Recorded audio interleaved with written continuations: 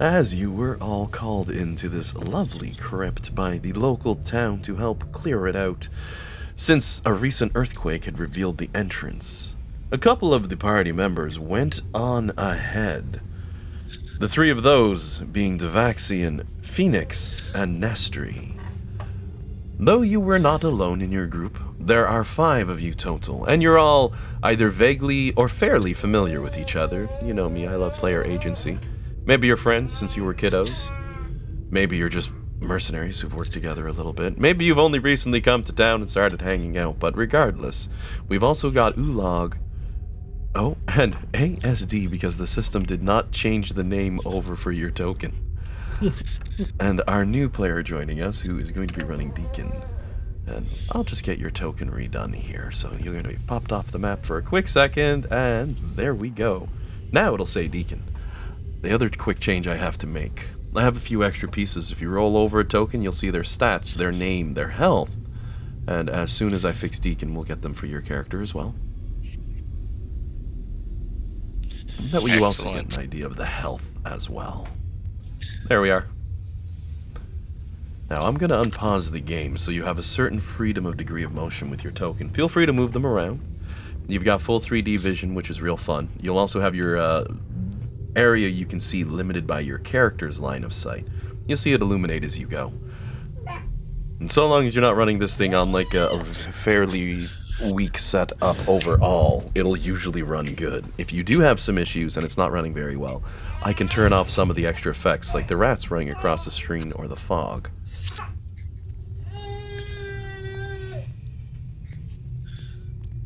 And you might hear me toggling mute, just where I had a kiddo.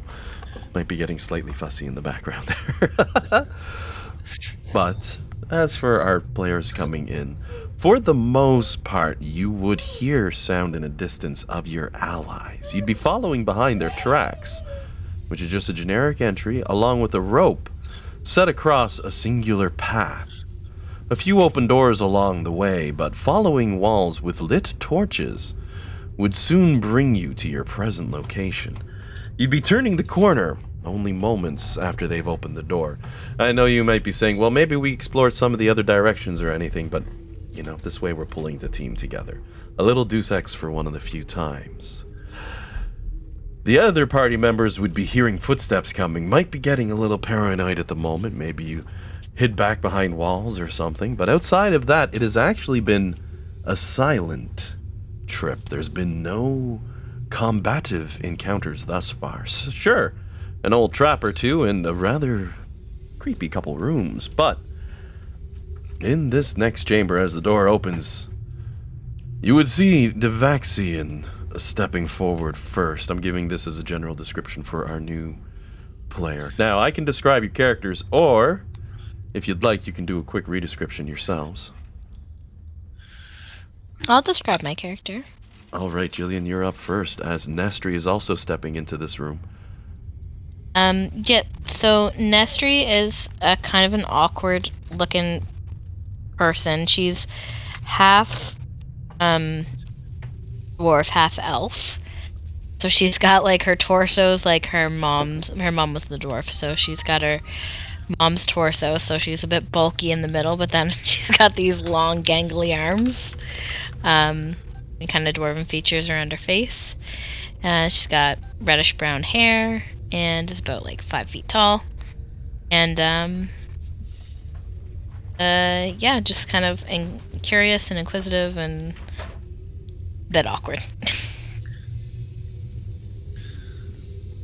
And my goodness, I did a Google search for a brief moment, and you know what? I was not met with a whole bunch of what I might be thinking I would see. There's actually a bunch of interesting images for that.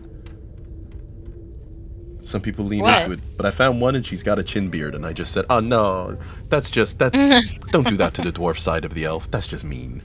But that would be Nestri who'd be walking into this chamber. Now, feel free to move your tokens all about this room to explore around. I've got no nasty surprises as mentioned, and you can free explore the map. We've also got Devaxian and we have Phoenix who are stepping in. If either of you wanted to do a description of your character.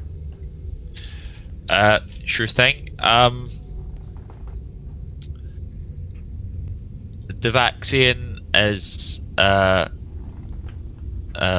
rather tall looking chap with kind of odd eccentric energy about him. He has a bag full of random stuff. He's constantly picking things up and pocketing things away, and his eyes all seem to be darting about the room. Looks mostly human. There's a slight hint of kind of elven kind of skinniness to him, but it's very subtle and hard to tell at a glance. Wears big long coat, and kind of like the merchant from Resident Evil 4, he pulls it to the side and there's like knives and hatchets and stuff hanging from there. And always seems kind of a bit unfocused and looking over his shoulder just a little. And Dan, if you wanted to give us a quick rundown for Phoenix, who by traditional standards is probably the most eccentric looking on the team, but in the world of Pathfinder, well, just another person. Yeah, Kitsune Wizard. In hunt for something that tasted great. He was once fed something that he really enjoyed the taste of, and now he's hunting to find it again. Just so we're all clear, it's human flesh. I was gonna say butterscotch ripple ice cream, man. Wow, dark though. Hey, Jay gave him that one piece of jerky. Oh goodness. Oh, He's like, no. I'm surprised this is still good, but wow, did it ever stay? Here you go. Oh goodness. And now he's hunting it again. And that's actually from the very first campaign. Oh goodness. Oh yeah, that bard. Yep. Who got it from an enemy who was doing it. They were like, this tastes pretty good, num num. They pass it over to Jade. Jade's like, Human Nom, nom, jerky nom. for our new player. Yeah, that's out of a different campaign that Wizards of the Coast has, so, you know. Oh boy. Not the weirdest thing they've done, I suppose, but you know, it's up there. And as for our approaching players, next up, John, you know what? I'm gonna let you go. Since, you know, the four of you have already played a fair bit, I'm having you all introduce, and in the case for three, reintroduce your characters first. Yeah. So this is Ulog. Can't remember if he's an orc. I think he's a full orc in this one. I forget where to check the race. It's been many weeks. Yeah, it's in your very first page. You're a full orc. Old Scar. Okay, Ancestry is orc. Yep. yeah, okay, that's what I thought. So this is Ulog. He is a full orc. He wasn't raised by orcs, though. He was raised in a human settlement. He's known these people for a while. He is very much a firm believer. He follows the god of Nimbar, who is all about caring for the others. And so he's here to help others and let them choose their way. For the record, Nimbar was my character. He became a god. And Ala was like, yeah, no, you guys can worship yourselves. And I'm like, yes, please. Nice. Ultimate Chad move. I'm my own god, yes. Your character's a god. New campaign. Can my character worship my god? And it's like, your character's been a god for all of, like, I don't know, a week at that point, so you'd probably be the only worshiper here. And the character's like, yeah. It's like, okay. Okay. Gotta start somewhere. Yeah. Nimbar, meanwhile, a stage overlooking through his glass. He goes, I have a follower. Looks back, he goes, but I'm too busy in this library. Damn, there's a lot of books here. It's like the Library of Alexandria went back in time before the place got burnt. He's like, I'm chilling here. You'll figure it out. I'm busy. I will do the protecting thing after I protect the knowledge in these books. 10,000 years later, finishes reading. What was I supposed to do? The true problems of a god living forever. Eventually you think, oh, right, I should be writing down my memories. Oh my. Well, I forgot the info in that first book, so I need to start reading again. I've forgotten more in my life than you will ever know in yours. It's a problem, really. you know what? If Dean goes through those 60 plus books, he'd be saying that by the end, just closing the last one, setting it down, probably have gray hair by then, like, yes. I don't know what they were referencing by the end anymore, and you read the first book, and I don't remember this. This is wonderful. I can start again. And the world wept. Maybe that's the strategy. Oh, goodness Well, me. just make so many that you can never pick up another series ever again. You know those OG Animorphs books went to like 52, right? My family used to have like the majority of them. It was good times. You know, Scholastic made it easy to get them. But without further ado, we have our new player. So, Jameson, if you want to go ahead and give the players a general idea of what they're seeing. I've got a generic token with an armored head on it for you. That'll be good enough. Coming in behind Ulog would be Deacon, a newcomer to the party. Been very standoffish so far. Always he's never been seen without his armor, and is generally a little bit standoffish and cold. You can't even tell what race he is, as pretty much every part of him is covered. Can barely even tell if he could see out of his damned helmet, but he's hit stuff for the most part. But and he comes walking in, torch aloft and all that good stuff. Do you build a Mandalorian? Yes. We're going to I will need a answer for him, Grogu yes. stat. Yeah. Is Grogu Lulu? Oh, wow. I can just hear the sound of Alan vigorously writing down something on a post-it now. No, Lulu would just be leaning up, pulling down his sunglasses, and just saying that she's retired and leaning back with her drink in hand. And no, for the record, he does not have a small pet that he's carrying around with him. Oh my god. No. He doesn't have a small pet yet. Yep. For the rest of the campaign, John attempts to get a pet for Ulog and just ends up with a pet rock by the end. The DM's like, sure, it's an object. What can I do against that? Runs up, I got a puppy! And the dungeon master says, and in flies the dragon. The puppy is slain. Everybody's pushed to rage and they just defeat the dragon. They don't realize that was the plan all along. No pets for you. I have a pet rock. Yeah, nice. Doesn't Dan have a little pet rock familiar? He does. He has a literal pet rock. It does stuff when he turns it into a creature, but until then, it kind of just glows. Oh, the rules are ambiguous on that one for sure. Oh, goodness me. Yeah, I never did find out a ruling for whether or not it acts as a familiar until I give it form. It's just a rock, so it has the observance capacity of a rock is how I'm looking at it, but it provides some small bonuses beyond that. It's weird. But this chamber the team would find themselves in certainly appears to be an embalming room. 3 tables set up in the middle, which would have once held bodies, now only holds bones and dust. Some various tools and books fill this chamber, mostly on the process of embalming a person, though the books themselves are in rough condition, but they are there. You could attempt to take your time to read through them, but it wouldn't be the easiest task. The smallest move could cause pages to crumble, tear, fall apart in your hands. Might require a more gentle approach if you're looking for knowledge.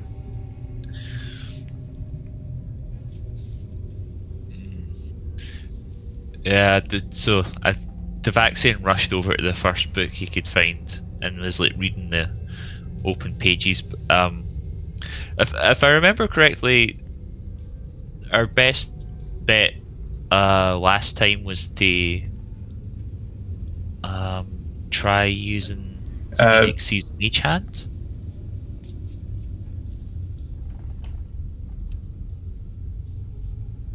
No. Prestidigitation as I search because I could lift slowly an unattended object Okay. up to a foot off the ground.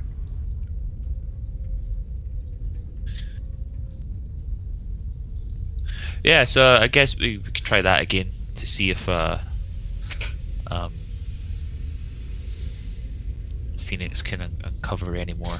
Now, prestidigitation basically represents a basic magical capacity of levitation on a standardized item. As you begin to use it, the spell, sort of like using a meat cleaver to try to cut off small slices. But that's a really bad example because now that I've stopped and seen some YouTube videos, but you know what I'm getting at here. It's like trying to use a katana to make supper. You could do it, but as you start to pull, you can see the page beginning to rip free from the book. The level of dexterity required, the page cracking, beginning to twist. You get the idea, simply just shifting these pages around is very, very dangerous in and of itself. Then I will stop and relay that information. Well, they do that with their fancy books. I'm going to try and lift the lid off this thing, if there is a lid. I think based off what I was seeing, there's a lid. The device to the side, it's just a very large copper device, completely sealed in fact. Oh, okay. There's a singular tube coming off the outside and may have one point been used for collecting something, probably for boiling or cooking, but appears to be nothing more. No lid on that. Okay. If this is dex based, then Nestry, you would be our best shot for trying to Yeah, I could do that. turn some PG. Yeah, I'll give it a whirl. Is this something I would roll or something you would roll, Dan or Alan? Sorry. Oh, no, that's going to be up to you. It's very rare I'll be doing any of those secret rolls, mostly just for knowledge. But what you are Gotcha. going to need for your check on that... Where is the where on the map is the table where the books are? Desk. Just next to Straight Michael. south. I'll just put myself beside it. I guess we've answered the question: how many adventures does it take to read a book? 3. Is there anything legible like on the page that's open that we can read? It has some information about the embalming process and bits of extra info. Seems to reference things, however, further in the book that are slightly ambiguous, so...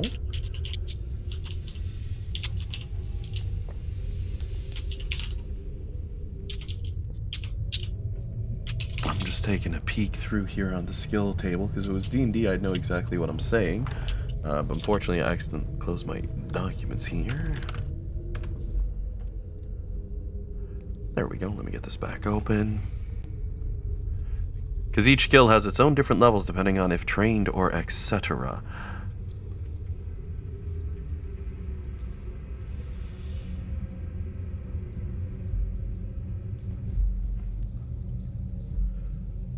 I'm pretty sure your best bet on this is more or less going to be your thievery check to get a dexterity-based roll for seeing if you can very gently twist through and at least remove pages while gaining information from them. I'm only a +4 because I didn't take it as trained. Did anybody else have it higher? Check. I've got thievery trained, but it's still a +4. So we're both +4s. Yeah, I'm not. Okay, go for it. I'm gonna roll. Oh god.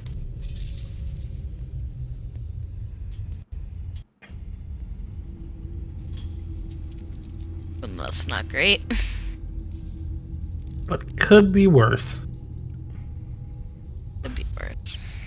With a 12, you're able to flip through a few pages, gaining some small degree of information, pulling a few passages, but The book soon ends up tearing, crumbling, and breaking apart, its pages becoming a rotten mess beneath your hands, as you only gleam a small bit of information on it. However, it's enough for those of you standing around possibly to find something from that. You know what this means? If you've got an ability that could let you use recall knowledge, either occultism or arcana, because they don't have religion in the... Oh, they do have religion, right? They do have religion. Religion for recall knowledge, occultism for recall knowledge, or arcana for recall knowledge. As a secret check, I can roll for anyone who's interested. I Can have +5 to occultism and arcana. Can I use my esoteric lore? This is a 5 bonus. Hang on. No, it's a minus +6, -2. I was Yep. over poking at things. I was not there paying attention to the book. Now, Pathfinder yep. gives you a very small hiccupy issue here. As mentioned, this is a secret roll. What if I roll critical fail on one, critical pass on the other? You'll have dividing opinions, and neither of you will know which is true. That's the fun part. I'll use Arcana. I'm at a +7. I'll use my esoteric lore at a +4. Alrighty, so... Nestri was leaning... Was it Arcana for Nestri? Arcana and occultism are both +4. Which did you want to lean on? I'll do occultism. It showed me a +5 for your occultism here. Oh, sorry. I meant to say +5. I'm so sorry. Sweet, just making sure. So, I'm gonna give that a roll for you. Dun, dun, dun, dun, dun, dun, dun, dun, dun.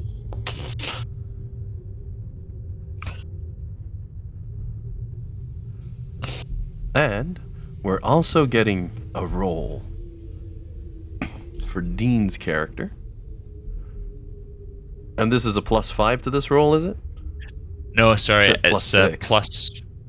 Well, it's a +6, but -2 because it's it's a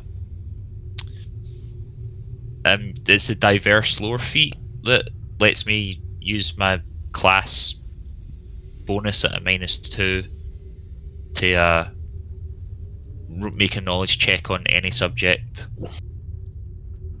All right. And But Phoenix as well with their Arcana check.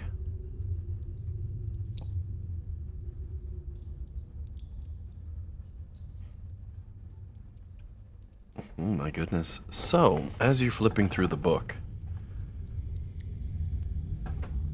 Nestri believes it's an entire evil book filled with lies and deceit on how to tear a soul from a body and ruin a person. Meanwhile, Devaxian believes it's harmless. It appears to be a book that can certainly show you how to make undead, but there doesn't appear to be all the negative sort of stuff you'd expect to find. But Nestri, on the other hand, is convinced that this is certainly a malevolent book on how to completely rob a person of anything that they would have. Two completely opposite views. I wonder what dice the Dungeon Master might have rolled. And guess who ended up directly in the middle? Phoenix is uncertain which would be the correct interpretation. I love that so much. Thank you for that. Don't thank me, Very thank the nice. dice. It's just like, yes, no, I don't know. One's a book full of evil. Basically, you've got Nestri saying, this is the Necronomicon. Meanwhile, you've got Devaxian saying, no, this just looks like a manual. Like, as much as any magical book is. This book isn't cursed. But Nestri is convinced even interacting with it is probably a bad idea. Definitely a book of pure evil. Well, it's a good thing it disintegrated then. Yeah, it kind of does solve the problem, even if it is an evil tome. It's destroyed now.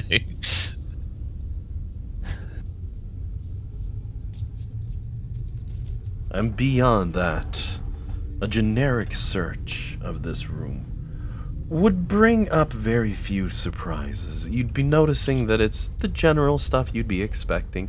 Tools of the trade that have long since worn dull.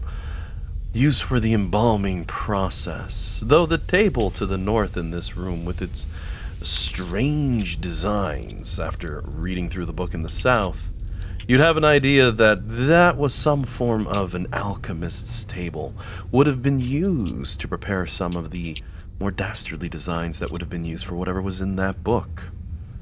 Though precisely determining what, that's a whole different matter.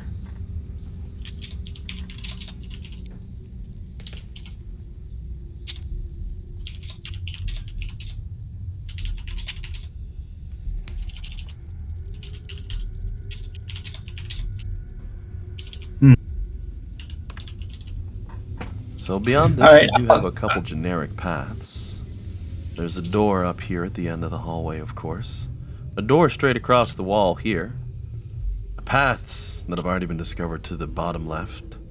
And many other doors that still remain unlocked, depending on what the team's doing, unless you had anything planned for these chambers. What way did they come from? The south, out this way. Yeah. If we go, we've only missed one room so far, which is back here. So there's kind of a door to the east, then a door directly across from this one. One at the end of this corridor, and one to the south. And you said you skipped by a door?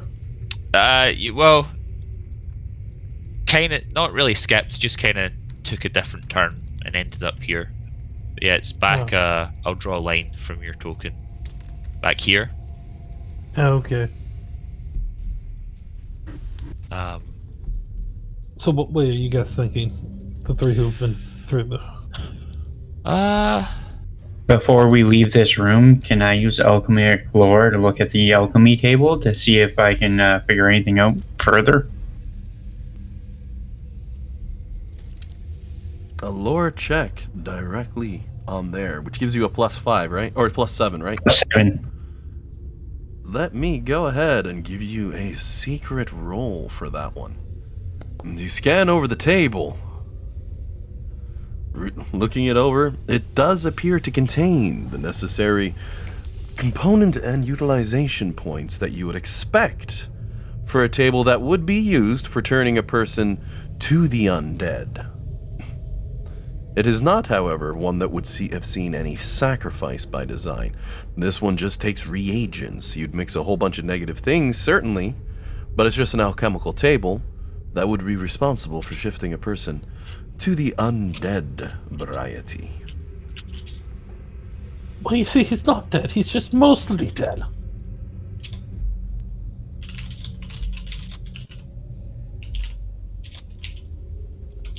Interesting.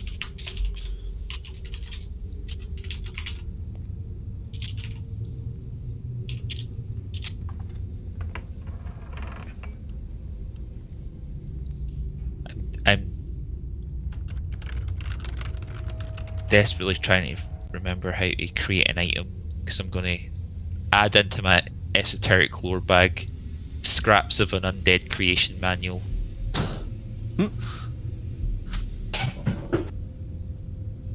But aren't they evil? Won't they contaminate your soul? The vaccine doesn't think so. I mean, there's a chance. I wonder if just pushing the plus item under your container will do it. Plus, Yeah, new container. There's your esoteric lore bag. yeah. Well, I got the container. It's just the item I'm trying to figure out. within the thing.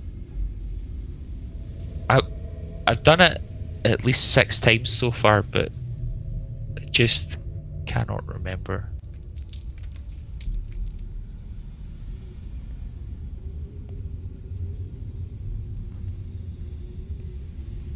Yeah, you've got a good chunk of stuff in there already. Yeah, so like, how the hell did I do? Oh shoot, we're both clicking on it.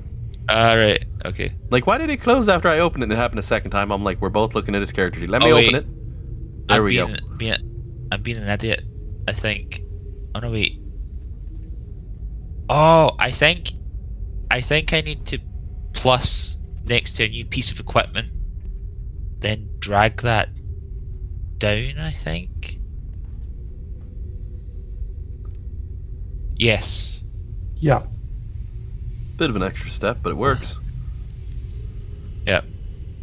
And that's the important part. Add like 6 blank entries to save yourself a minute. Yes, that's a good idea. The esocentric, the lore ability he is referencing here, Jameson, because I couldn't get the word out. I'm not sure if you're familiar, but it's literally the definition of random bullshit go. His character knows a little bit about everything, and as their level scales up, they eventually know a lot about everything. That's pretty cool. But does he know how to take a sword and smash it into someone's face? Not only that, he'll tell you Yes. where on the face to hit them to get a more advantageous shot. If he rolls high enough. If you just take off their face, then it's good. You don't need to worry about. Deacon's gonna like him then. This whole team is not disposed against using violence, so yes, it's gonna be a good time. and if they don't have a weakness, I just make them believe that they do have a weakness. Oh, and on a note for Deacon on this, you would also be aware that some of these party members can use magic. No worries, Jillian. Yeah, you'd be aware some of them can use magic. So when they do drop a spell or two, your character doesn't say like, holy crap. But outside of these unique individuals, there is no magic in the world. I mean, obviously part of this campaign is going to be fixing that problem, but no magic whatsoever to be found in these realms. Maybe that's why you're hanging out with them in the first place. You saw one of them use some magic to light a fire or something, and you're like, how did you do that? What sort of parlor trick? Like, nah, bud, check this out. Boom. So, you know. I have a request. Yeah. From Ulag. Would you mind laying on some hands on me and then praying for 10 minutes to get your focus ability back? Oh, absolutely, yeah. Short rests, so to speak, in this game. It's like we're between fights, let's just max out and move on. They put the pressure on here a bit more. That's one thing I liked about D&D when I was running my campaigns. I tried to make it as strategically hard for the players as possible. Otherwise, it just became a bore fest of sit and swing and, oh, we win, you know? Pathfinder, on the other hand, is like, no, you don't have to try to do that in our game. Just trust us. And I'm like, well, what do you mean? 2 fights later. I get you, okay? Every fight can quickly go south. There's always an imminent feeling of danger sometimes. But I don't think it'll be too crazy of an issue. You're all very strategic players. Ulag drops the healing, does the focusing. 10 minutes goes by. Thank you. As I pray to the grandfather. It was quite funny taking the first damage of the game. Yep, from a trap. You mean Completely by- outside of combat. by funny? Do you mean appropriate? Yeah. As a continuation of my famous bad luck. Oh, goodness. Hey, you were getting a good roll, so there had to be some trade-off. Well, I think the trade-off was I passed the curse on to the rest of you. Yeah, it might. Well, you'll see. You'll see. Well, If no one has specific feelings on which way to go next, I'm sure somebody might. I'm putting this out there first. We do have a new player. If we wanted Jameson to choose, we could let them pick it. You guy picks. Yep. That For works better or for worse. me. All right. I think my character would definitely be into checking the room right across. You know, at least clearing everything out, making sure there aren't any more traps. Apparently. Yeah, gotta watch out for those. Spike pit. Well, your character token here, feel free to move that one around. You'll notice a door across the hall with a lock icon. I lock all the doors because if you move your token and slip, you open a door, you get spoilers. But I'm going to unlock that one, and you can click the door, it'll open for you. There's a little more user control with these maps in that regard. Sweet. All right. With that, Deacon will say, "I'm going to go check out the room across the hall." I'll just tag along. I'll kind of give a and like walk with you. The team making their way forward, as you all band together, would find another hallway with another door at the end. This one, however, I've left unlocked so you can freely open it as you find a short hallway between your destinations. I mean, I will make a move to open the door if no one else tries to stop me. Two heavies for at it. the front. For some reason, I imagine both characters reaching for it, looking at each other. Oh no, after you. No, you've got it. Mine says, no, you go ahead. All right, look, I got it. This ain't the 90s. Ain't no Saturday morning cartoon show. As you, No, it's more after you. After you. No, after you. No, after you. Mage hand. I open it. So it seems like that was just an empty room. just a I'm gonna- second here. Take a step in, peek around the corners. The room itself is indeed quite small, only providing a small degree of area inside of here and quite empty, besides You the close that door. bones that you see laying on the ground. Fair. You close the door on the stream. I'm like, oh god, did we just walk into a trap? No, just showing you the size. Yeah, no, that's fair. It's for a second I was like, oh no. But indeed, it is a very, very small room. Pillars across the wall to the front of you, bones on the floor before you, but it does appear to be quite empty.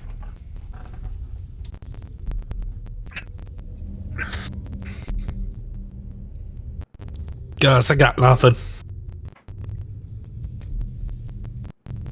Nothing but more bones. What kind of bones are they? I will toss one at him. I think it's a femur toss. Oh my goodness. Nice.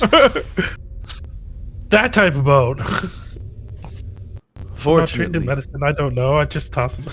undead skeletons do not jump up to try and kill the party. Fortunately. That's good. A number of strong pillars certainly do support this room, the ceiling itself seeming better for them with the extra defenses giving the edges support.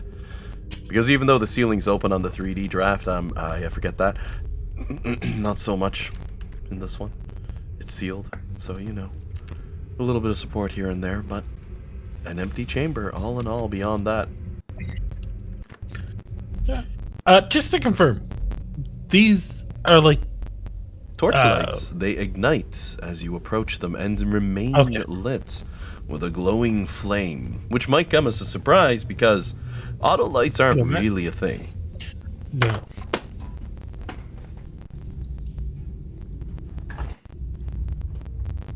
It's also an easy way to trace your other party members. You just follow the lit torches.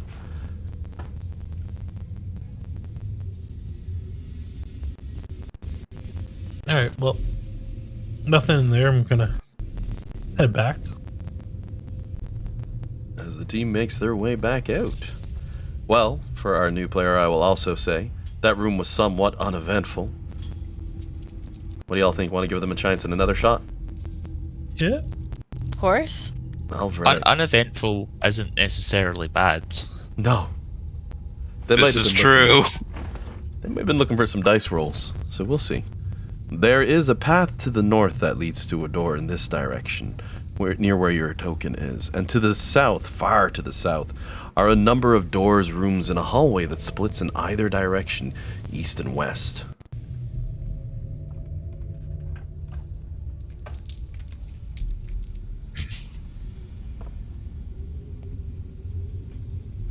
Just as a heads up for everyone, if you're moving equipment between containers, it seems to work much better and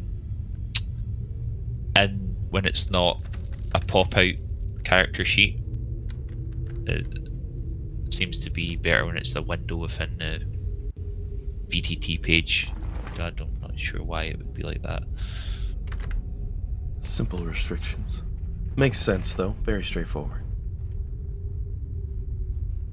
I also have the 3D view positioned at this light post at the moment. Just for whichever way you're all deciding on going.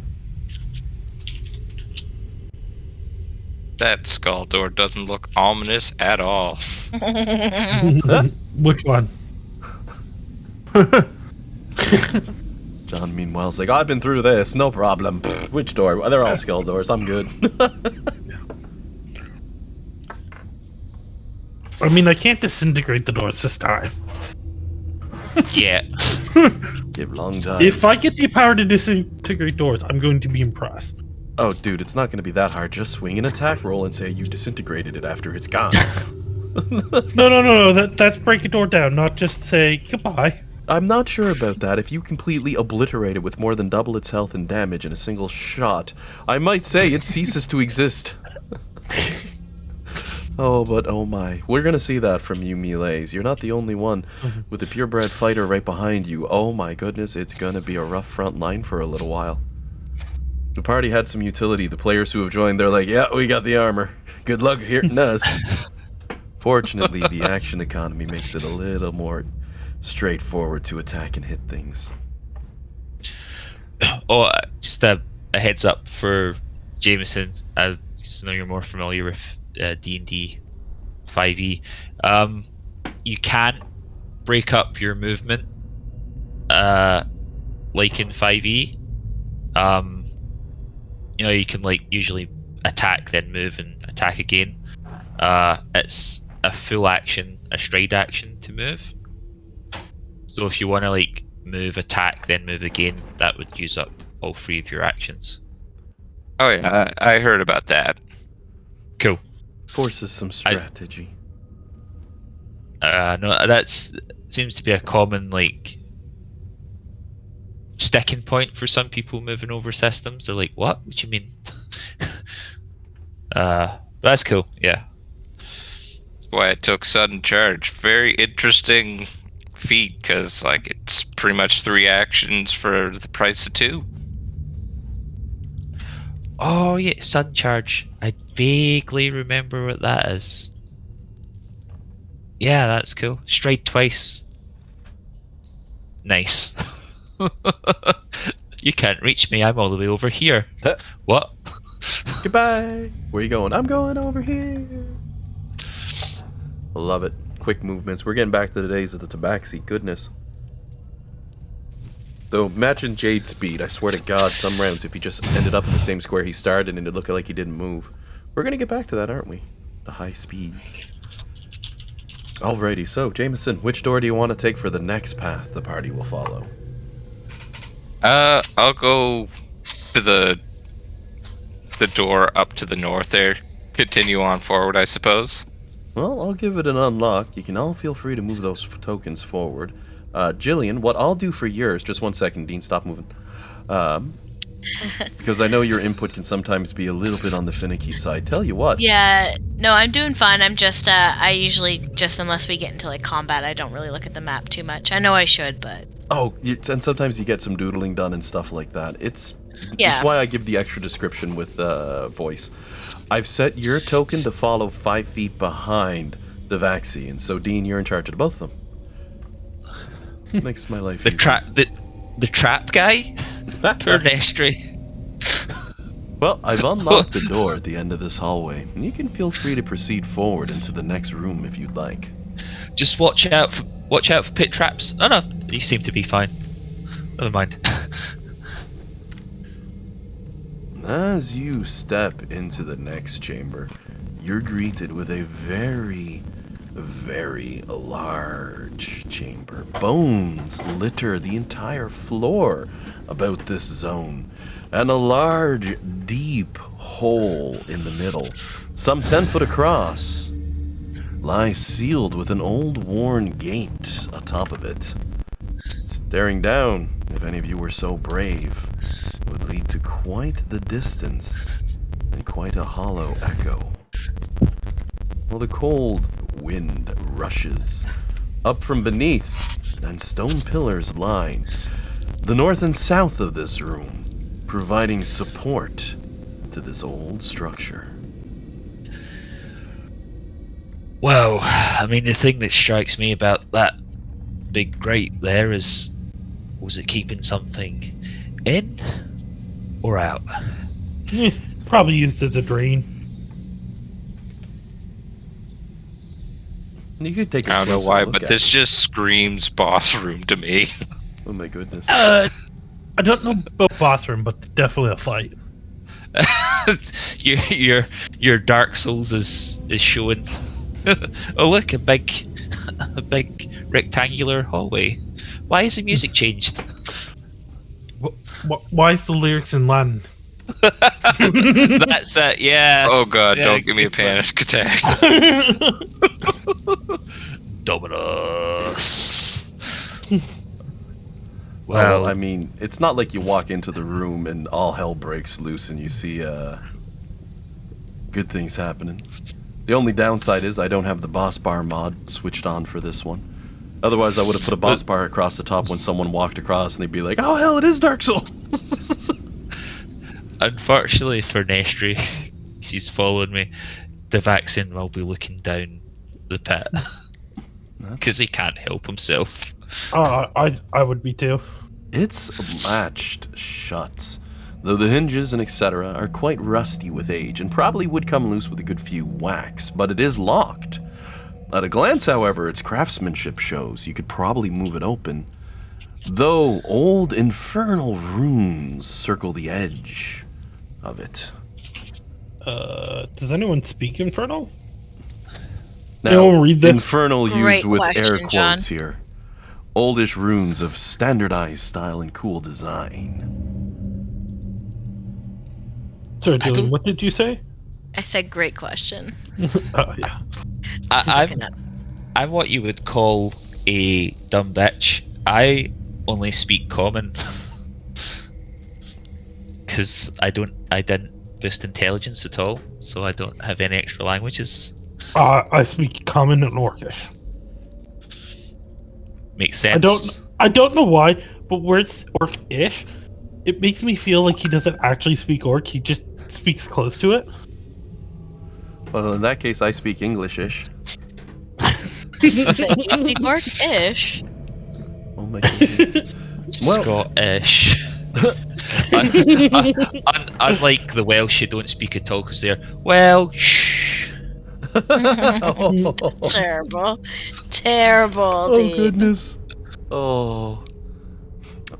One note I will make for these old ancient runes is those of you who have a strong knack of historical capacity, or those of you gifted in Arcana, would be able to make another one of those knowledge checks. Honestly, I'll it's do the it. only game that I leave secret. Was that Dan right away I just heard say I'll do it? Yep. What Arcana. about those of us trained in the art of bullshittery? Exactly. The art of bullshittery always works. That esoteric lore, it's like, you know what?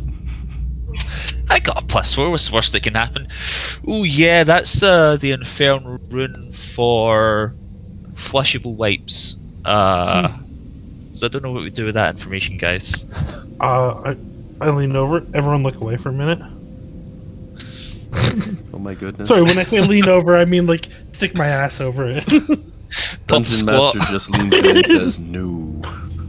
Giant hand floats down from the clouds, just smacks right on the ass as you're approaching it, leaves you with like 4d6 points of damage, points a finger at you, and you just hear "No" from upon high. It's Nimbar's first act of divine intervention. Oh goodness. We're better than that. Stop. Jade's holding a thunderbolt. Nimbar's like, no, I got this. He must learn. There's a time and Smack. place, and it's not over the magical hole in the ground. Oh my goodness. Now, So, you could make a dirty joke about asking as to which hole is magical, but let's not go there. oh goodness me. Oh goodness.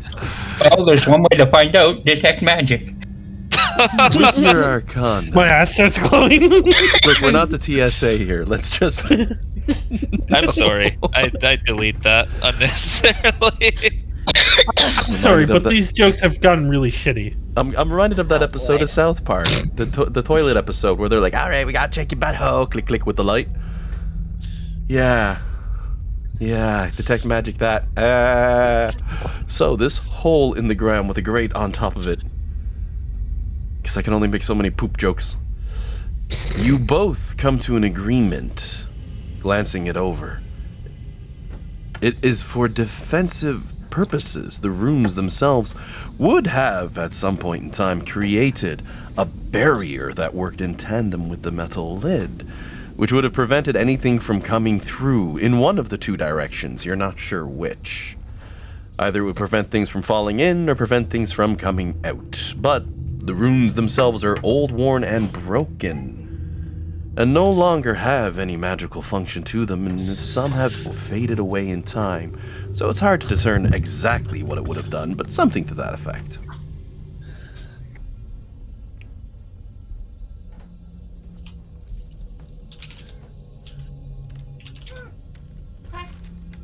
Well, if they were for protection, I'd feel a lot better about maybe leaving this closed for now.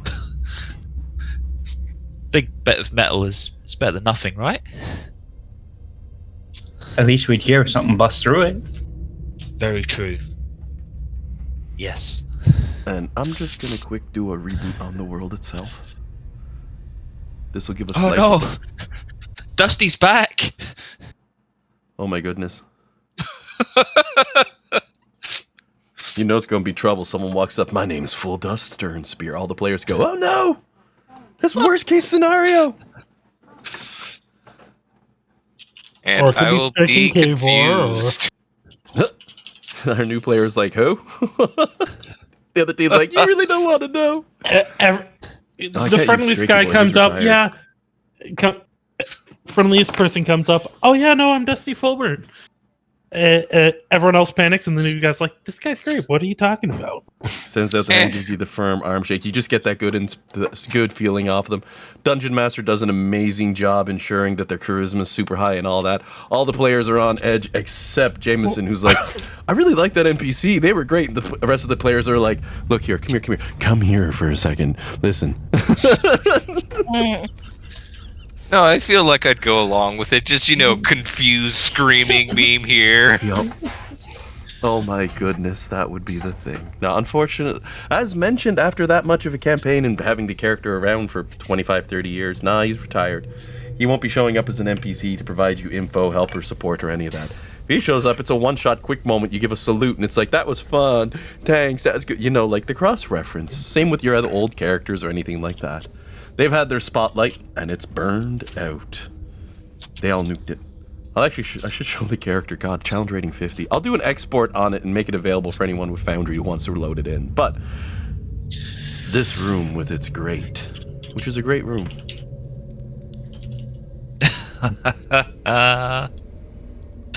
Your dad jokes are showing, Oh, they're and gonna I'm get glad worse. they're here.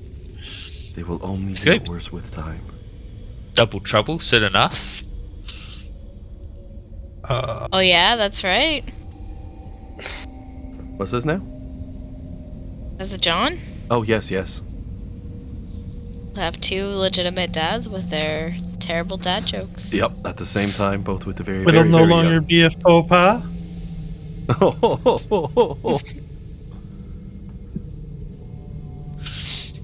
regardless of all. Well, one other door still remains at the far end of this room, and the cavernous ground beneath you. You can't see a bottom. Even those of you with dark vision can't see a bottom. Of course, you know, I wouldn't be surprised if somebody was tossing something down into the hole. After all, you still got that femur from earlier. I was going to ask, should we try the old cast light on a bone and drop it down the well? Look towards our Magicaster. Now, the only thing with that is, what if we wake it up? That is true. Yep. I don't know how I'd feel about waking whatever might be down there up.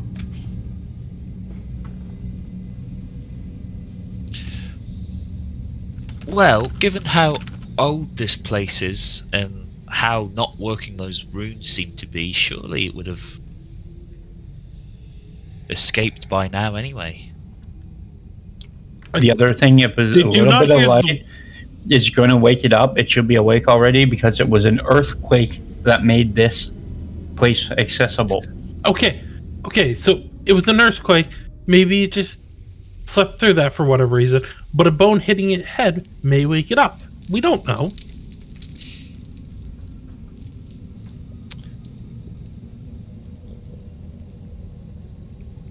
You know Didn't nothing. one of you mention a hand floating ability? Could we not have the hand hold the light femur as it lowers it down? Are you saying you'd like to give it a hand? No, he's referring to Mage Hand. He wants to cast light on the bone and then use Mage Hand to see if we can move it down, see how far down we can go for looking. Oh, I understood that. It's just making a wee jokey joke. Jade, have you met me? Hey, have you met me? A little on the tired side. That's very fair. You need more sleep. there- We all could use a If little more fun sleep. can be made, I worked 5 days last week, had 1 day off, had to work 6 days, and then, now I'm on days off. Oh, nice. We Monday's could off. always just tie rope to it instead of, like, the magic would work, but if we wanna, there's always a rope too. My rope's currently the bridge for over the pit trap, so it would Right. have to be someone else's rope. I have to double check that I have some actually. I said we can use rope, and then I'm like, do I have rope? If you've got an adventurer's kit, you should have the. I have terms some of the rope. Standard. I'll 30, pull out 50 feet of rope. 50 feet. I love how that's like standard equipment. So yeah, 50 feet of rope. It's like, any idea how big that is? That's so much rope. About the best you can survive on a fall check at level 1, I imagine. 50 foot of rope. That's an average survivable fall damage in most. That's my imagination anyway. And if you think of a real person, you fall from that distance, you might make it. You do 100 foot though, oh, you're dead. Just hold up the game over sign, start writing a new character. Put Junior on the old character, be like, look, I got to do one roll, I'm bringing them back. Oh. Well, you can definitely tie a bone to a rope or some other object and toss it in. Following that process, rather than, having the players toy around too much with the concept, 50 foot wouldn't cut it. It'd be going down, tacking against the sides of this large well, and would come to a stop, and you can still see it in the distance, hovering, but it has not yet reached the bottom. But now I should be able to see further, right? Yep. I'm kidding. That's. I don't think that's how dark vision works. There's extensions Well, beyond so- the range of the furthest vision of light that you can see within range, Well, and it gets tricky, but Yeah. nope. You still just see endless darkness beyond this speck of light in the distance. Guys, there's no bottom. Yeah, mate. Yeah, well, at least now we know. Don't go jumping down there. Oh. Shall we go to the other side of this room and I say so. Walking around the crate. La la la la. Nope. Ooh. So I didn't hit the control buttons, but yeah. One very Oh. large door stands in front, and this one, however, is in fact locked for whichever first pair of hands would find it. I will pull out the key.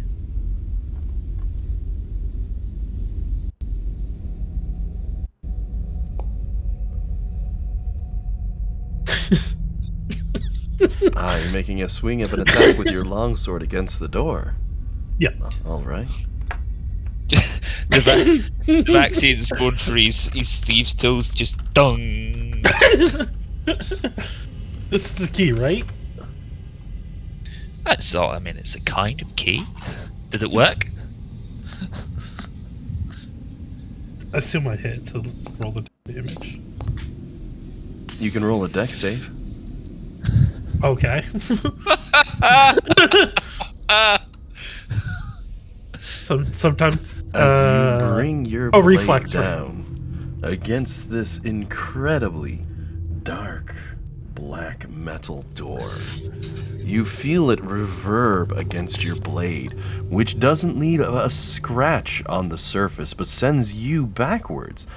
Though, with a high dex save, you manage to hold your position as your blade flies back towards your own face. You manage to stop it inches from your own brow. You get the feeling that would have been painful, but that's why they call it a double-edged sword. As you have struck a metal of such incredibly powerful composition, it seems to be impervious to the standard degree of damage that you would be able to deal. Unlike the other doors made of stone throughout the rest of this crypt, this one is made of an incredibly dense black metal.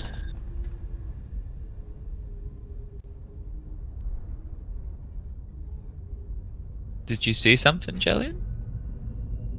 Said, "Oh no, not obsidian again." Oh no, this is metal, not gemstone.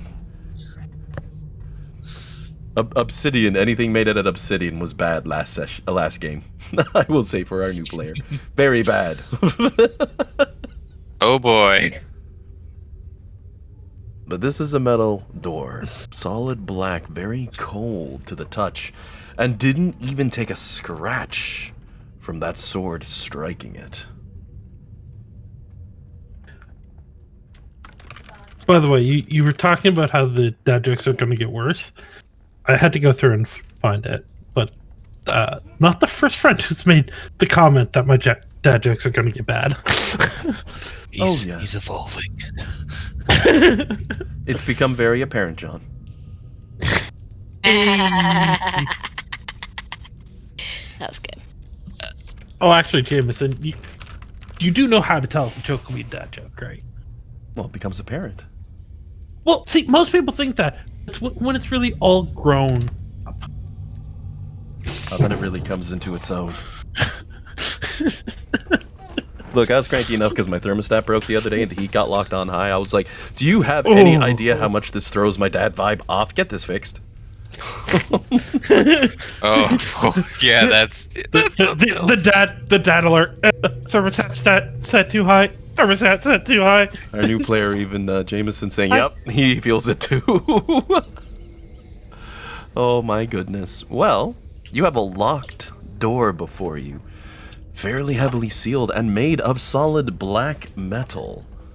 You can also do some investigation, some checkouts, all that sort of stuff for anything you all might be wondering. Phoenix, is that door magical? Nestri, do you have detect magic as well? I do, yeah. Guess I'd throw that question out to both of you guys. Yeah, I can drop a detect magic. I like how because on follow, it's not lining your token up perfectly. Every now and again, unless he does a perfectly straight line, yeah, it comes off center. Yeah, I need to kind of do like a little shuffle, little Texas two-step to like get her onto a square. kind of works Sorry. though, because she's like leaning into the door, like, let me see here. Indeed, at a glance, the door does have a sheen of magic across the entirety of it. I would relay that information. I wonder, is it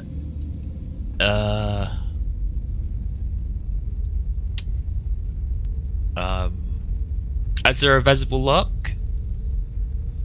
There is a mechanism that could be abused to unlock it, and there does appear to be a singular point dead center inside of that open hanging skull mouth on the front of it, where the ring is as well, where a single key could be placed. Right inside of that rather casual-looking mouth with fangs. We didn't find a key, did we?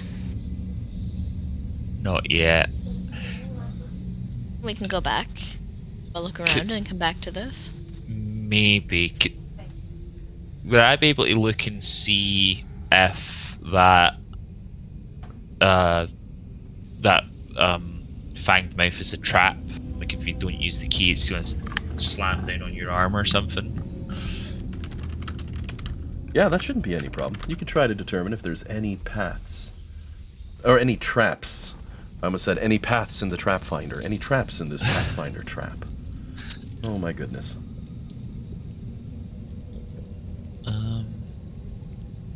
So, what you would be rolling on this one is a perception check. Usually for traps and stuff, they say, roll a secret one, but as we've determined, that's a little boring for the players. I like rolling secret for your knowledge, but for your trap checks, oh, I love straddling you with that meta knowledge.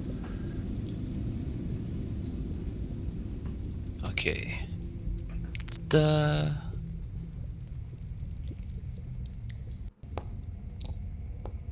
Oh. With a 10, as you glance over and scan the door and look towards the jaw and all that, you're fairly confident it's part of the construction of this same metal. You're pretty certain it cannot be moved. Stranger things have happened, certainly, but you're fairly certain the mouth is not a trap designed to bite your arm off. Fairly certain. As a how big is the keyhole? A decent size, fairly ornate in design, and at a glance you can tell the lock is a true lock. Not something basic you can just stick a stick in and twist, but an actual lock. An attempt could be made to pick that lock by one so skilled, but as we've seen, direct physical damage seems to have no effect on this door. Okay. I have Thieves' Tales, but I've only got plus 40 thievery, so I'm not convinced that I can do it. I feel like the DC would be quite high. But you said that there's probably no trap, so if you fail, you fail. Like, it can't be that bad. There's no trap. There is magical though. Oh, I forgot about the magic. So even if there's no mechanical trap, to my knowledge, I don't think the vaccine would be convinced that there's not a magical trap, because we saw in another room there was a big glass crystal thing that kind of sprang to life and started glowing when we made contact with it. So not necessarily a trap, but we have seen magical things activate. Hey, maybe if we trigger the trap, it'll come out with the defenders. We'll have the key. We kill the defenders, and then we use the key to open the door. That is true. There was also that statue of death in the other room that we couldn't figure out the puzzle to. I can give it a go. I can try to pick it. So you're gonna take out the tools? Oh, sorry. I was just gonna ask, what's your thievery? Again? Plus 4. Oh, so it's the same as mine. I was just gonna offer to do it as well, but I'm not trained, so it's the same. The two characters looking at each other. Rock, paper, scissors. Who gets to try this creepy door? You go ahead. I did the last one anyway. Yeah, I think unfortunately to pick a lock you need to be trained as well. Yep. You do need official training to be able to use the tools effectively. So you're going to make an attempt to pick this lock on this door? Sure. Well, I got Do good news you- for you. Oh, what was that, Dan?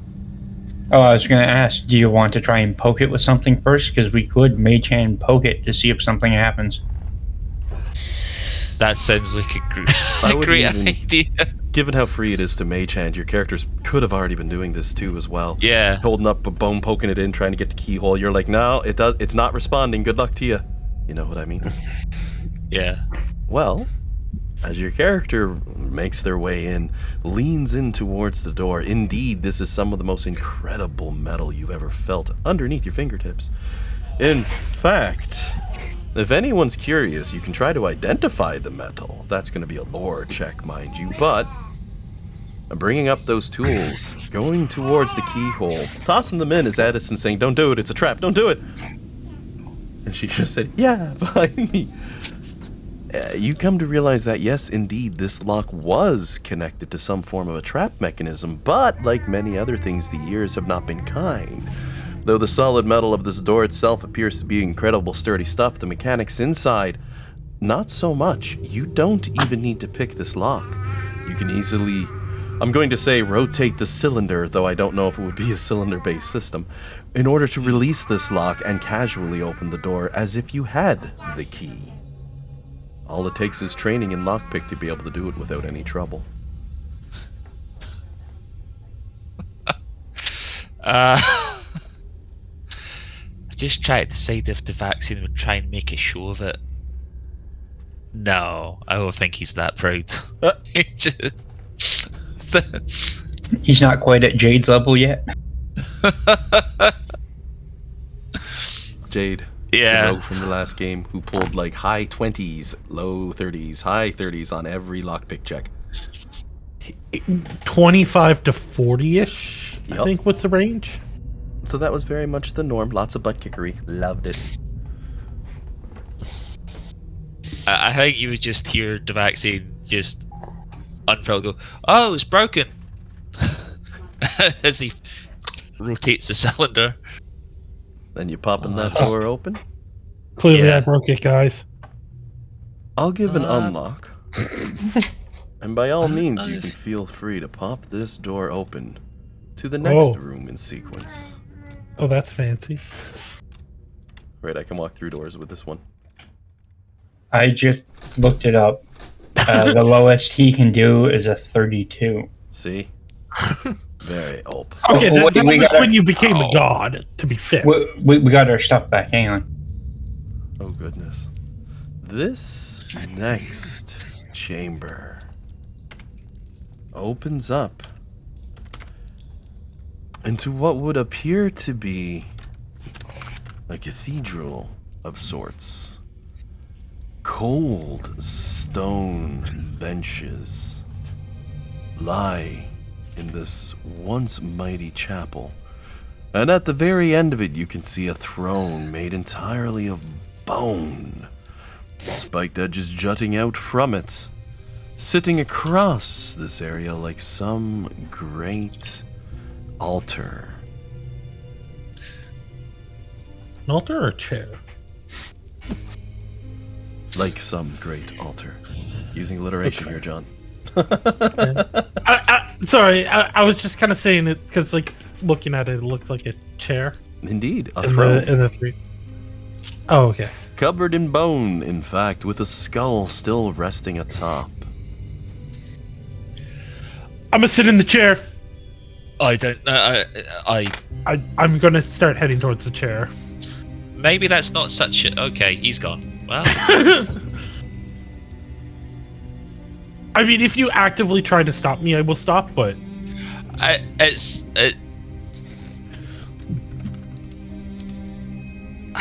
he would shout a word of warning, but it's more like he just doesn't want to dampen anyone's curious spirit. all right. No one else. I'd be careful. right, I'll be careful. I sit carefully into the chair. Meanwhile, Jameson's probably thinking, "Oh God, this new team I'm with is crazy."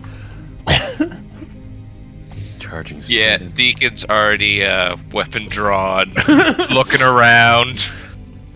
I carefully sit in the chair, Well, as your character rushes up, saying, "No, I'm sitting in that chair. That's my chair. I'm going for it," because I'm going for the traditional orc voice on that.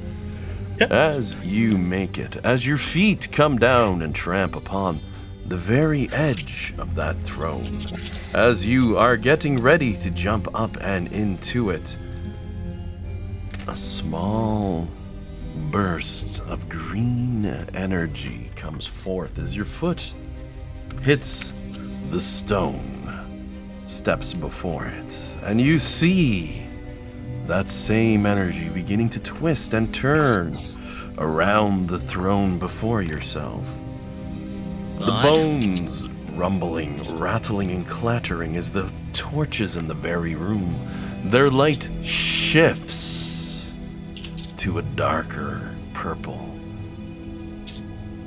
And I'm sure your character's probably not jumping on the chair as someone is forming there at that time. An actual body Probably not. coming to construct. As you see the great and mighty creature, its form coming together as it breathes a deep and powerful breath. A decrepit form glaring towards you. Now, that one's female, so I'll tip my hat at them for that one, but it is male. For this character who shows up as they take a very deep breath. And you can all feel free to adjust the positions of your minis in this room to a degree. John, you're going to be stuck to being within 10 to 15 feet of them, of course, because your character might take step back as this thing rises up. Eyes. By step back, you mean grabbing the sword and stepping forward, right? Depending on how it's going to go. As this creature rises itself up, eyes with coppers over them, a mouth sewn shut, and hands gripping a vicious-looking weapon as it begins to bring forward, cracking as those eyelids strain, as the pennies drop, as it glares out towards the lot of you, and as John's character is already rushing forward with that sword. Everyone go ahead and roll initiative as this undead monstrosity stands before the lot of you. Oh God! Oh my goodness, I just rolled a 20 on my initiative. Oh no! No! It's Not initiative good. is 40. As of right Oh, now, God. it is, yeah. It gets plus 20. What? Of however- course. It would be like is it like a surprise bonus or something? Nope. However, where this creature is forming in the first round, where I said you all have those brief moments to respond, well, it's actually fortuitous even, that its turn is first, because it doesn't actually get one on the first round of combat. But as we're jumping in for this fight against this undead monstrosity, as all hell is breaking loose, and someone put a measurement template down. What the hell? There's a giant circle on my map now. Somebody draw that? How'd they do that? I don't see it. Neither do I. I don't see it either. I clicked on the thing a couple times because I was trying to figure out if I could see the picture any bigger, but that might have accidentally Oh, done wow. something. That was a big circle. I'm not sure what that is. That is... Here we go. It's a drawing by the look of things. Maybe? I'm trying to select it, but it looks like Foundry may have glitched. I'm not worried. It's just a black line on the screen. The other thing is, usually about halfway through a session, Jameson, we like to take a quick break for about 15 minutes, because honestly, no one wants to sit straight for 2 hours, because it'll end badly. 4 hours. Oh, you know what I mean. We get to the 2 hour mark and we take ourselves a little bit of a break. So, we're going to go ahead. I'm going to give the music a quick mute, and here's a perfect spot for us to take a quick little break before we jump in for this fight. Alright.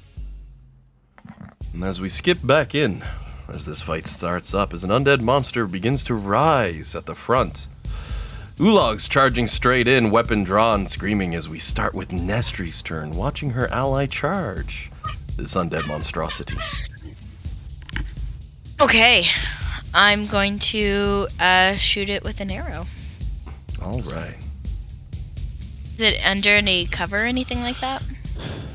Nope, just sitting in its chair, its body having finished reformed on its turn as we start the combat off. Okay.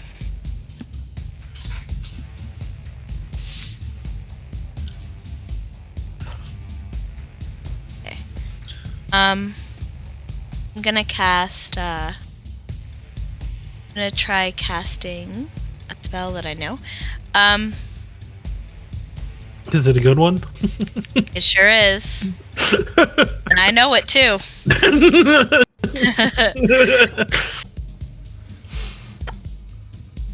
All right. I'm just selecting, just trying to pick which one I want to use.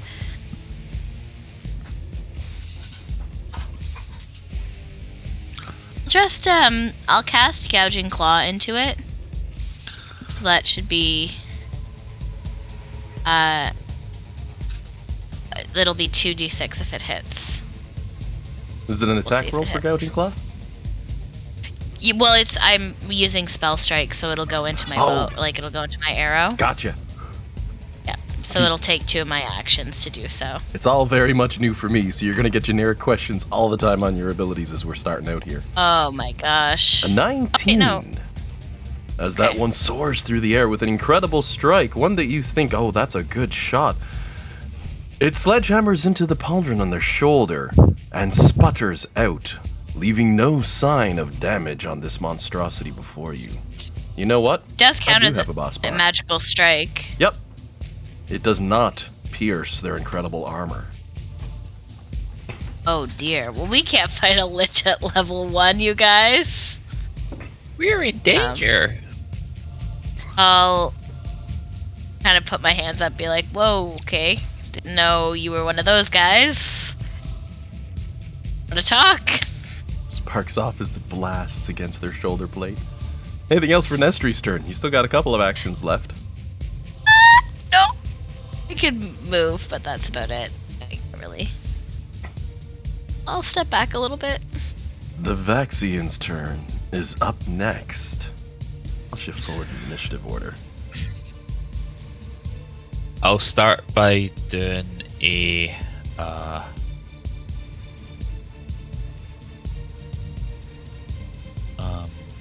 Weakness check. yeah, exploit vulnerability. No, that's not the right thing. Where am I?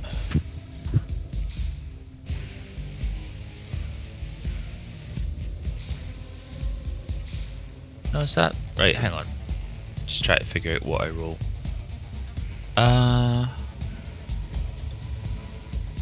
Alright, esoteric lore.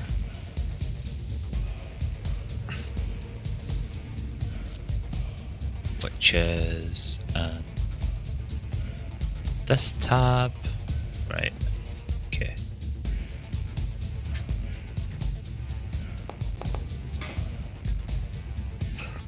With a 14.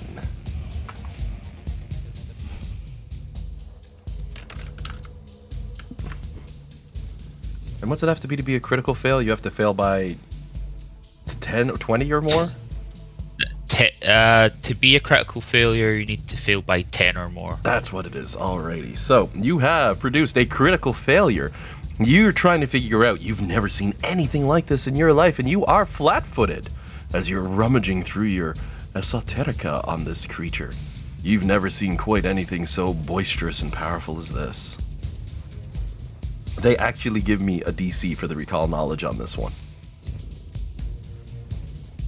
Yeah.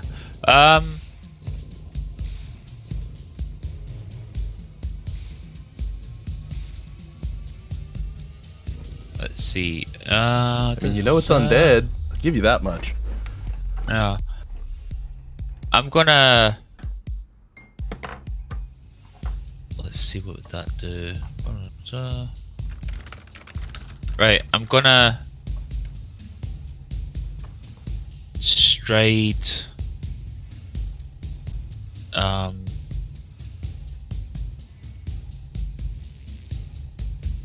I would stride to here and use the take cover action if I can behind that pew. You duck down and take cover.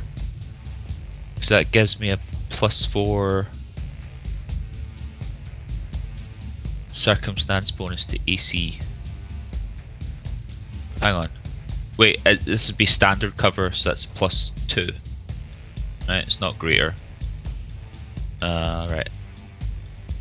You know what? It'd be easier if I just put that action into the chat. You can decide what bonus it is. Probably standard, just +2. And that'll be my free actions. And as your turn comes to an end, our new player is up next as Deacon's turn is next in line. Alrighty, Deacon is going to walk up to him or stride over to him with one action.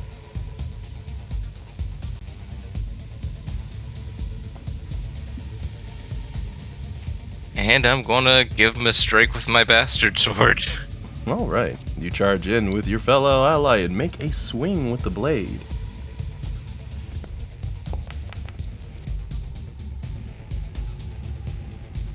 And with an incredible 27, as you spin round with your blade, it also comes down, slamming into the shoulder of their armor where you would hope to find a place that breaks through. You, in fact, do not pierce their armor class. Oh my god. Alright, for my last action then, I'm going to raise my shield, raising my AC up to 20. Because after rolling a 19 to hit and a 27 not cutting through, their mouths stitched closed, their eyes turn towards your character for a brief moment, then towards the blade, as they But that's it for your turn then? Yep, that'll be it for my turn. And Ulog is up next, who had started this whole run by charging in with an attack for the Lich. So, you go right ahead with that swing.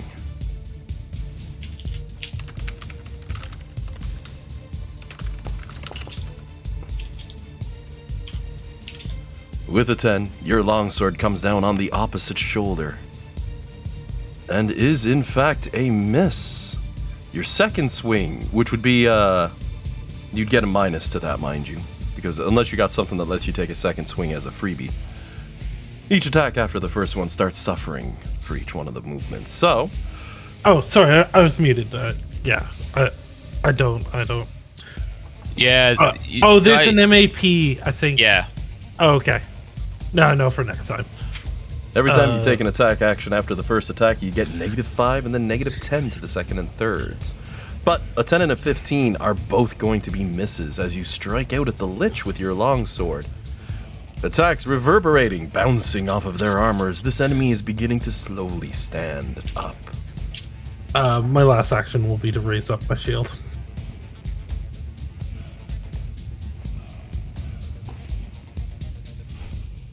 You guys may want to run. Yeah, I was going to suggest that we fucking bounce. Get a dodge.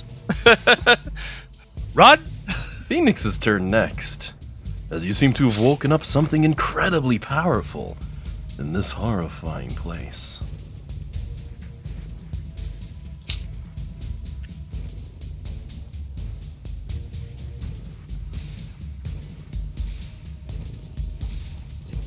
So, Dan, what's your plan?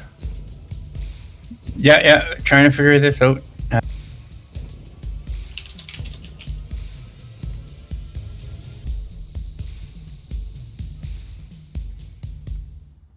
Everyone's, even with a good roll, he missed. Yeah, you got a 27 and missed. So, Yeah, we're probably only hitting on 20s.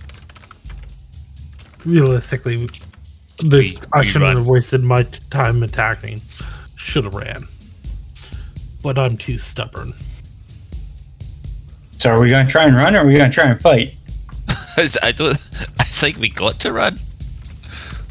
Yeah, I don't think there is an option to fight. Yeah, we just flee. Ah!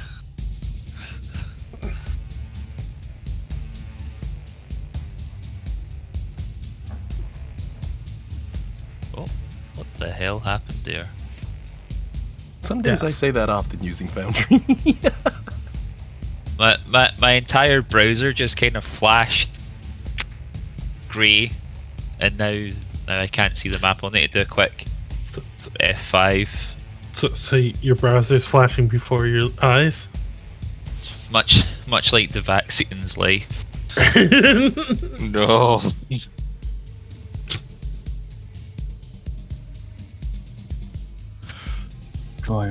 Oh, I don't know.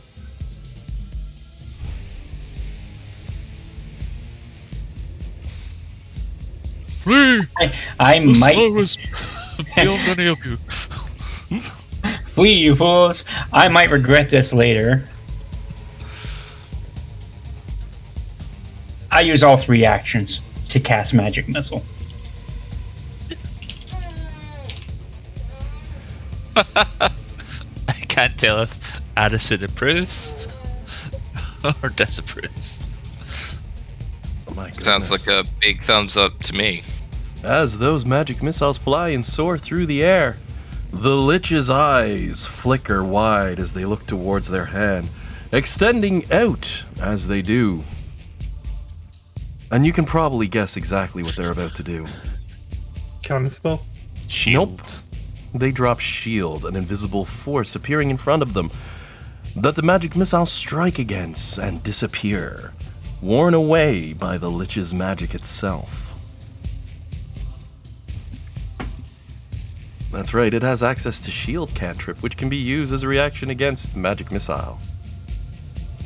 Well, that's it. That's all 3 of my actions.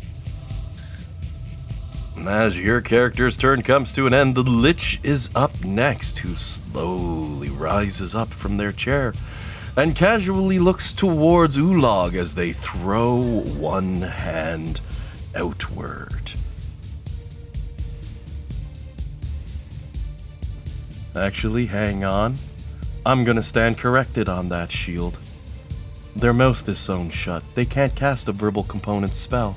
So you go ahead and roll the damages on that one.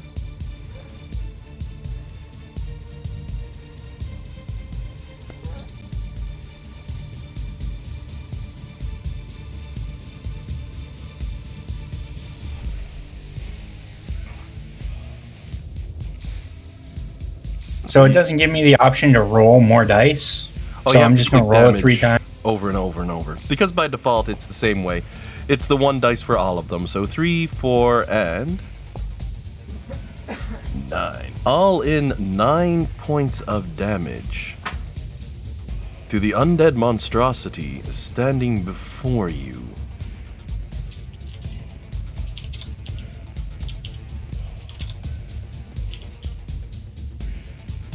Okay, John, here's your chance. Do your math. 10 damage. Took that much health off. How much health does he have? A lot. Not the answer I'm looking for. At the moment, he's only looking barely injured from the strikes that land into it. And as your character comes to an end for their turn, the Lich is slowly standing as they look towards Ulog. They're going to throw out a hand, as mentioned. And let's see if they can break through your character's defenses. Oh, absolutely. But can I beat them by 10? Indeed I do. I go and I get a full-on crit. Do you know what that means? I'm dead? No. They throw out their hand, grab your character by the wrist, and slam you with their open palm, throwing your character back 10 feet and knocking you prone. Oh my goodness, these symbols have pictures now. Hup, 1 second. I knew where my old ones were. The new ones, not so much. They had an easy one for prone. You are knocked on your back, and on top of that,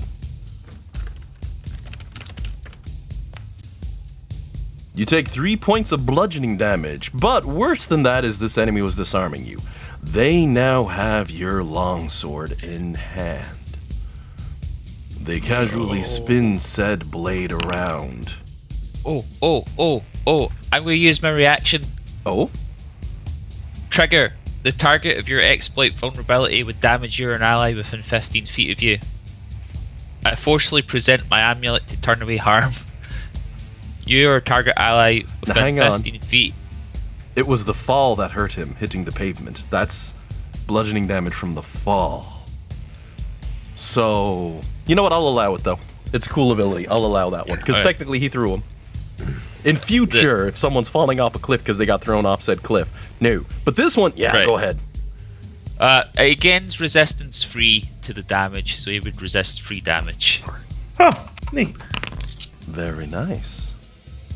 As for our big bad skeletal enemy, they're going to step forward off of their mighty throne as they do, spinning that blade around in hand as they're running very low on actions now as they hover over Ulag, spinning that long sword up, raising it into the air, and drawing it across their own mouth as you hear the stitches tear loose. A deep, deep groan of a breath releases a cloth of run of air into the sky, with a few moths even floating up before the eyes settle down on your character, and that hand begins to stretch out towards you. Nestri's turn next.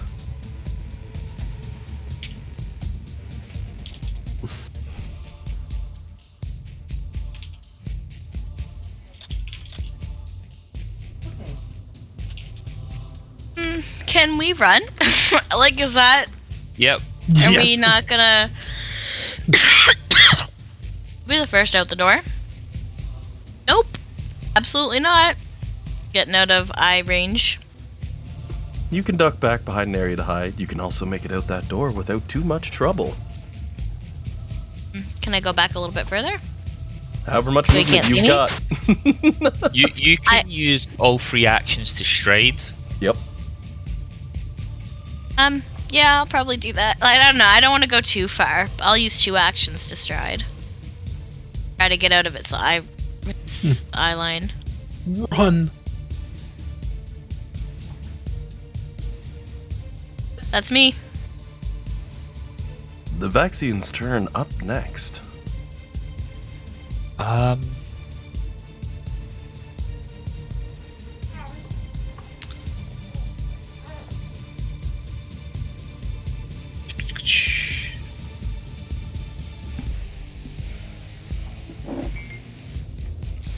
Just trying to see if there is an action for helping Ulag up.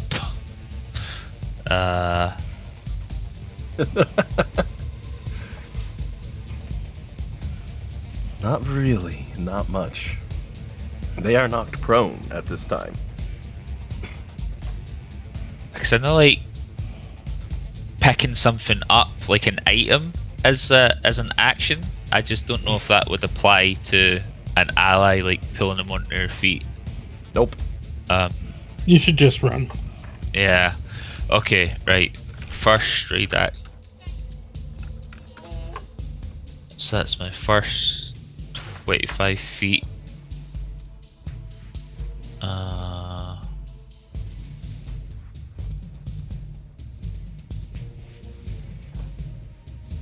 Yep, so there's my first. Oh, The other thing shut is the door. standing up and getting up can provoke an action.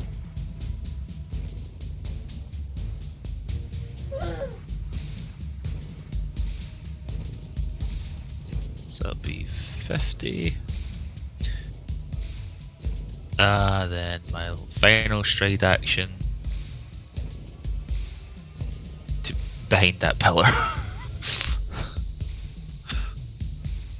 Then that'll be me. Nope, no, run! Alright. As your character books it out as well. Trying to make their way towards that reverse door. Deacon's turn is up next. I have a question. So Ulog is knocked prone. Yep. Could I spend an action to pick him up? I mean, it's one thing to grab someone and drag them along. That's totally different, but helping them to their feet? Nope. I'll give a quick Google now my turn's passed. Are you saying then it might be possible to drag them along then? I think with grapple, you're kind of stuck in position in this location. Let me see here.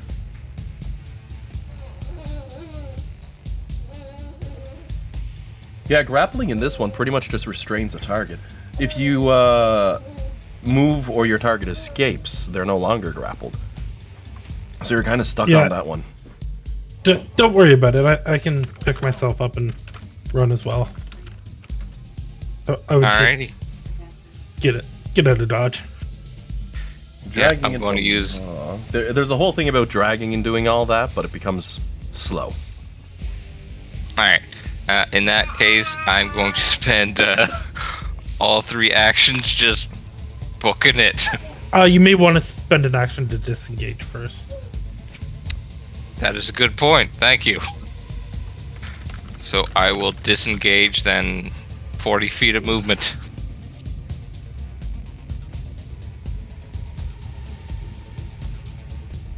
I don't know Is exactly. disengage an action in 2nd edition Pathfinder? I don't believe it is.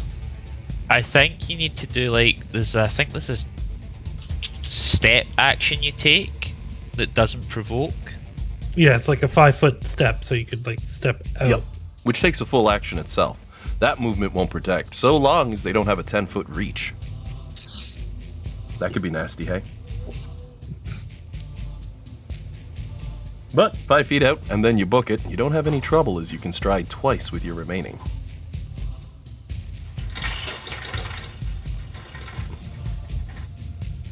Which then And that... rolls I around. was just going to see that. That'd be neat. Yep. All right. As your turn comes to an end, Ulog's up next. As you stare up towards the terrifying undead monstrosity with teeth on bare now, holding your character's longsword and stretching a hand out towards you. I will reach up and grab it and use it to help myself up. Because it looks, to me, it sounds like he's offering a hand to stand up. They catch on full forearm to your character's arm and with an incredible volume of strength. Well beyond what you might expect for an undead monster, mind you. It does indeed help your character to their feet. Is this a classic Alan fake out? Yeah. As soon as he said he reached out the hand, I could tell it was a fake out, I hope. I could be wrong. I could be dead here in a second. It can go either way. And he triggers his Drained Soul Cage ability to use his Dark Death negative healing on your character. You take 47 necrotic damage and your soul is forever trapped. Next turn. Oh god, no. No, he helps my God. Ulog up to his feet. Avernus is happening again. Thank you. Anything else on Ulog's turn? No. All right. Phoenix is up next as you see the undead lich seems to have helped your friend to their feet.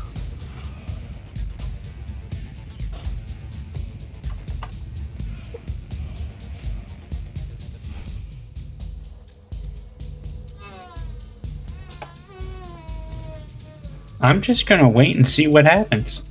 Character might have been halfway through taking a step and they're looking over like, wait, what? How is he not dead? As we roll over to the lich's turn, they'll spin that blade around in one hand and hold it back out toward Ulog. As they add in, at least some things never change in this domicile. Adventurers always rush to strike that which they do not understand. Fortunately, you missed, for the most part, as they shoot something of a glare towards Phoenix. Now, where they are actively not attacking and not taking actions on their turn to strike back, I'm willing to bet the characters are probably going to slow down in their retreat, maybe explore what's going on, so... just like standing there listening. I can't hear any screaming. I'll take the sword and put it away. Guys, he's not trying to kill us right now. Are you sure? I mean, I'm still alive, aren't I? For now. Yep, maybe. The sort of situation you find yourselves in when the players decide to strike first and ask questions later. John's character immediately charged in, and I said, "Are you sure?" And you're like, "Yep." I'm like, "So John's attacking. All right, then, what do you all do?" Indeed, the enemy did not trigger initiative on this roll. John did. Yeah. This enemy, able to tank your shots and with incredible prowess, takes a moment even to start dusting your character's shoulders off a bit, giving a bit pat as he goes, says, "Ah, there you go, you're looking better. Look at that, didn't even crack your skull on the stone. Aren't you a lucky one?" Which is why I was debating whether or not you could heal the damage from them. They didn't purposely hurt John's character. They just threw them aside and needed the blade to cut the stitches out their own mouth. The vaccine's head just pops around the door jamb. Is this your tomb? He'll take a look around casually, though he immediately corrects you when you say tomb. Necropolis, a little bit more refined, I should imagine. My apologies. And they'd even look towards the vaccine as their heads turning around the corner. Maybe the same for Deacon and maybe the same for Nestri. They'd hold up a hand and give that each finger slowly moving wave of hello. Yeah, absolutely. Because believe it or not, as Dean May has said, it was a fake out. This enemy is not hostile. Incredibly strong, certainly. But what sort of DM would make level 1s fight a lich? I mean, sure, in 5th edition they might put an ancient white dragon against level 1s, but I'm not so cruel. Well, actually I am, but you know. Sorry about that. You know, the stories of skeletons coming alive and, you know, kind of, well, killing everything in sight. It is understandable. Your people all generally tend to lean into a matter of bloodshed. I have learned in my time to forgive these transgressions. Negative as they are, but they are. So, yeah, sorry about that. We're just used to skeleton. Like, when bones get up, they usually just attack first. Indeed, that would be the case. Though it would seem this time, the wrestling of bones were the attacked, were they not? Such a Sorry about predicable that. predicament. And he'll pause and smile ever so evilly with those teeth rattling in that head shrunken down. As they extend out a hand towards you and say, "Tell us, then, interlopers, what's your name? The very least, you should introduce yourselves." I am Ulag. Oh, well, my name's, Dave. Nestri. Beacon. Phoenix. The vaccine be like, "Dave, I'm gonna be safe on this and use a nickname." Some people call me Dave. And he'll give There's some may. It seems perfectly reasonable to be wary of giving something your true name. It'll give a nod as it greets you and says, "Very well met, adventurers. I am Beendarius the 15th. I thought it would be Beendarius! Sorry, I didn't think it was Bean Darius. I thought it'd be the other lich who was in there, who was like, "Nope, fuck this shit." That was Beendarius. Oh, was it? Indeed. I thought Beendarius was the one who attacked us. No, Bean Darius is the one we fought, and then there was the lich who just wanted to sleep in his tomb. Yeah. And we tried interacting with him, and he just kept sliding notes out telling us to leave him alone. Yeah. Please go away. Please go away. Please go away. Just leave me alone.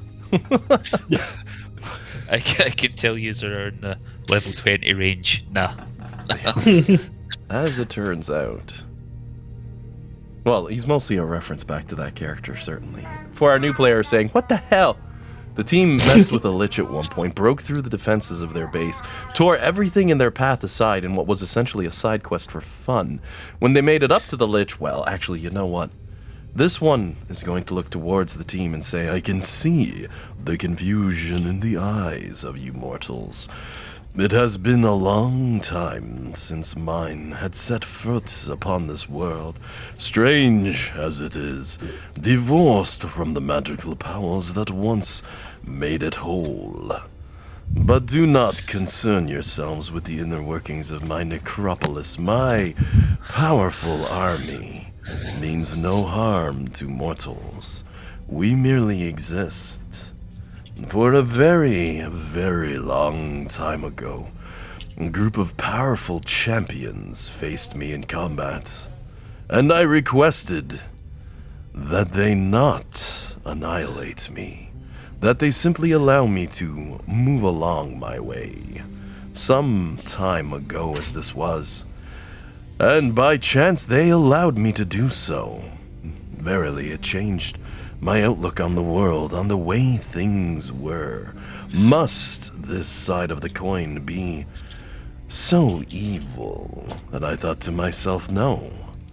Though unique as we are, I decided to make a home for those much like myself. A place where the undead can come, join, and be counted amongst the ranks, and where the living, should they be so bold, could join with us. Which might make that sacrificial chamber you saw earlier make slightly more sense now, if it was ritualistic in nature. Oh, is that what the death statue is for? You give a chuckle and a nod at that. Indeed, when the poor, the destitute, the lost, the old, and the lonely are thrown out from the societies that they've long since clung to, they came to us.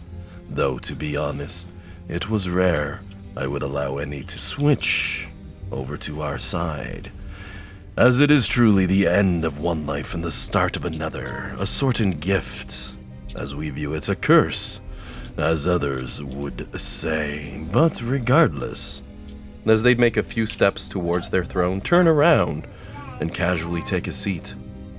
You have most assuredly found some way to awaken us.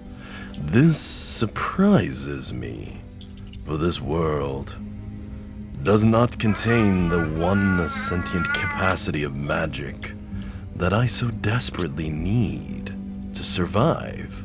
Yet here we are. And why is that, I wonder? Well, I mean, these I wonder if it's something to do with the green orb. yeah, they were able to awaken that. I mean, What? Sorry, what green orb was that again? oh, there's if you zoom out a little, there's a green orb here. Oh, okay. You make reference to the Great Bleacher.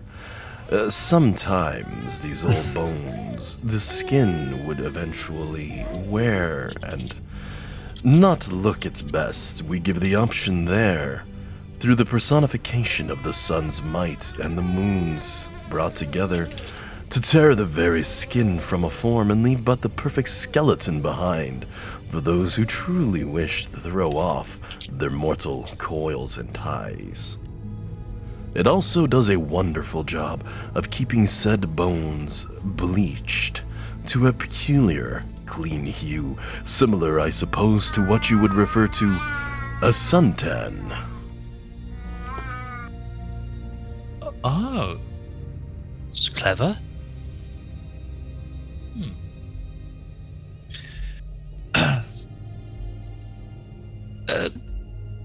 Can I ask how was your necropolis always underground? There was an earthquake that unearthed your domain to the world. Sadly, no. What you see before you is the remnants, most assuredly. But this is not originally my world.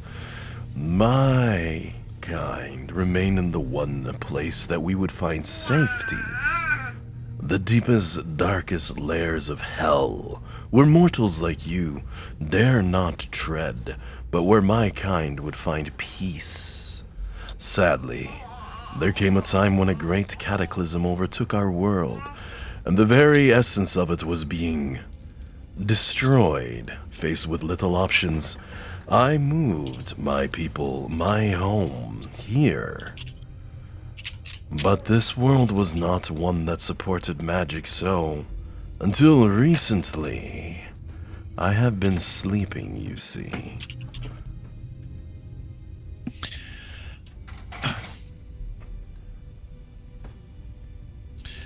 Right. Do you know why there's no magic left? I have not the foggiest concept of why it is devoid in this world. However, it is most assuredly a problem that I can assist you with. My soldiers, my people, and my home. Together, I am certain we can find a solution, restore magic to this world, and march forward together. What say ye? Messine extends out a hand towards the group, looking to strike a deal with you. I'll give my nod of consent. Are we qualified to make this kind of decision? I mean, Someone's gotta.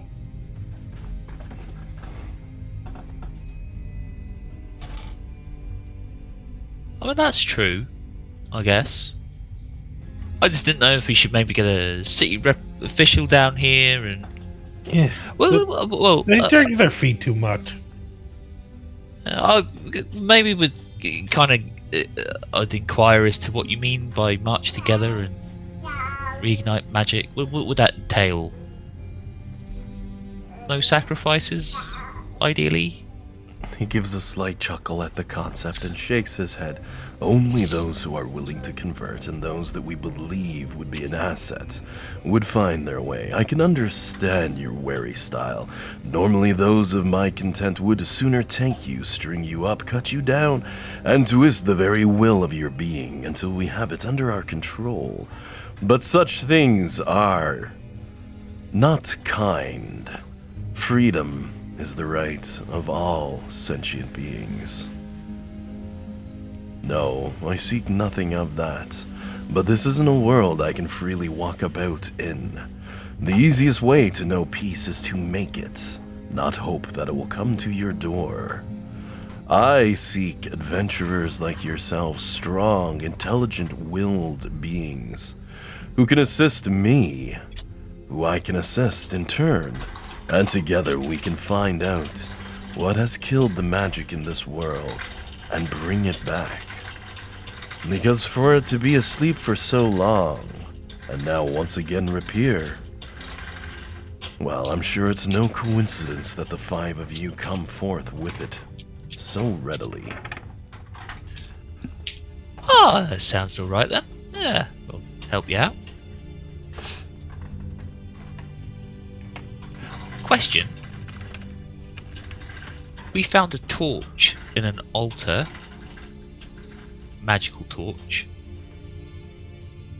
Is it okay if we keep that? Indeed, we used to carry the ever-burning flame continually.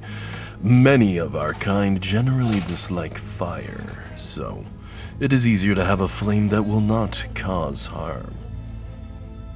Makes sense. On that note, have we missed anything else in here that might help us facilitate this discovery for you? And he'd give a laugh at that and nod, adding, oh, most likely.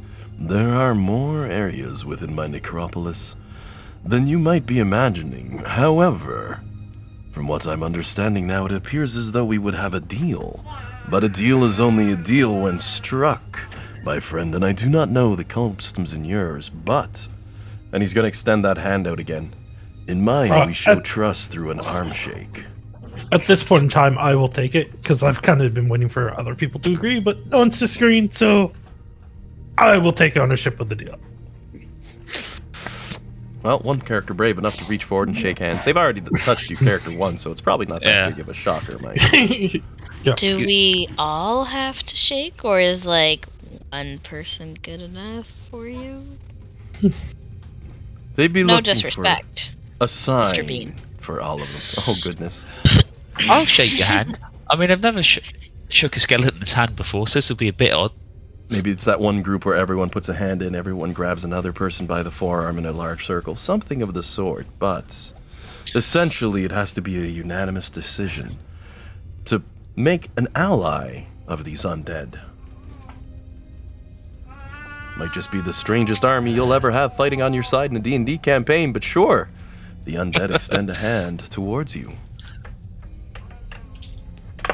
I'd take it. I guess. Beacon reluctantly shakes his head as he doesn't magic hasn't really affected him, but to make things go smooth, he's gonna shake his hand wearily. Even if it's a just let's not annoy the lich kind of handshake. And as they reach out, catching on and giving a firm shake back to the team, a smile on their face as they say, "This world won't know what hit it, my friends. We are going to make this a better place. We'll make it a good one for your people and mine to prosper, both side by side and together." However, the words soon catch in this lich's throat, in being Darius's own words as they are seeming to determine it, as a yowl of pain echoes out as their hand recoils back. The arm, the fingers breaking off, turning to dust in the air, as their arm seems to follow suit as they look back towards the team. No, this is very bad. Cracks forming through their form, their What is body happening? beginning to crumble. It would appear this world it cannot store the magics itself.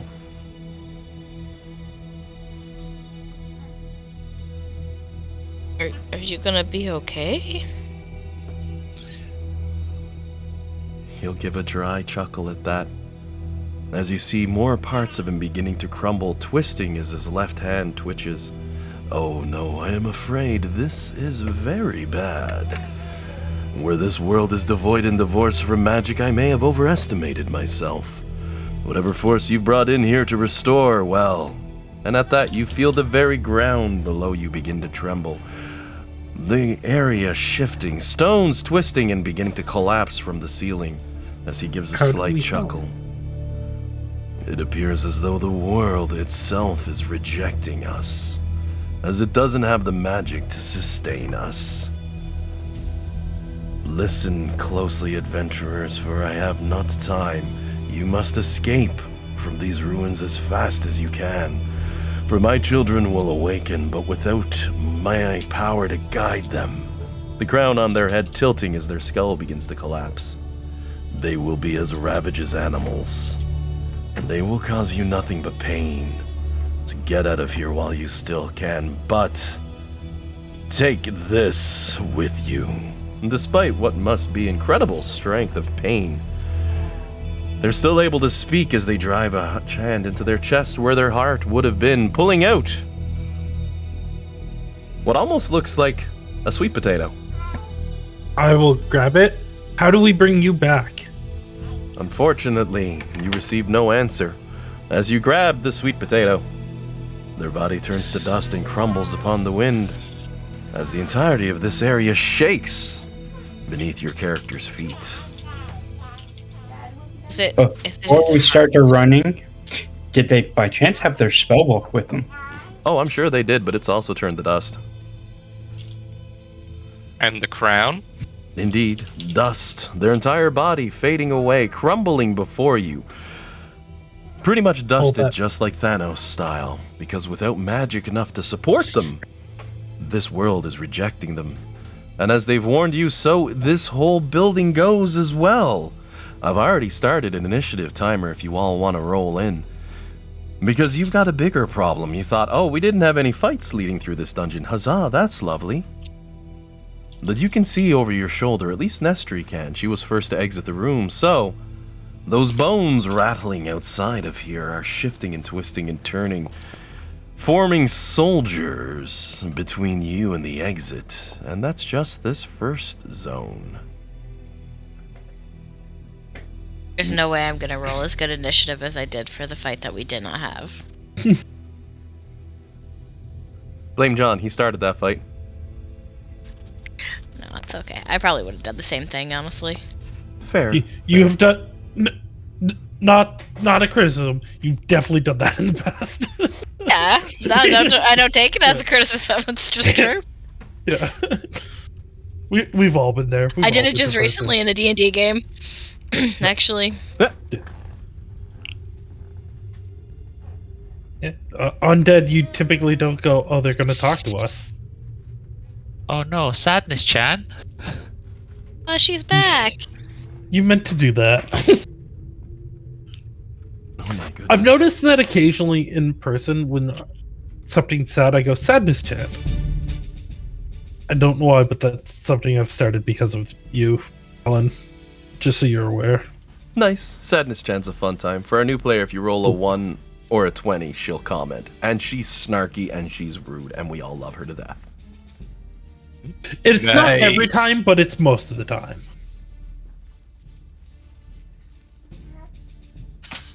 Very nice. And every now and then she'll speak up and tell you exactly how many ones you have rolled.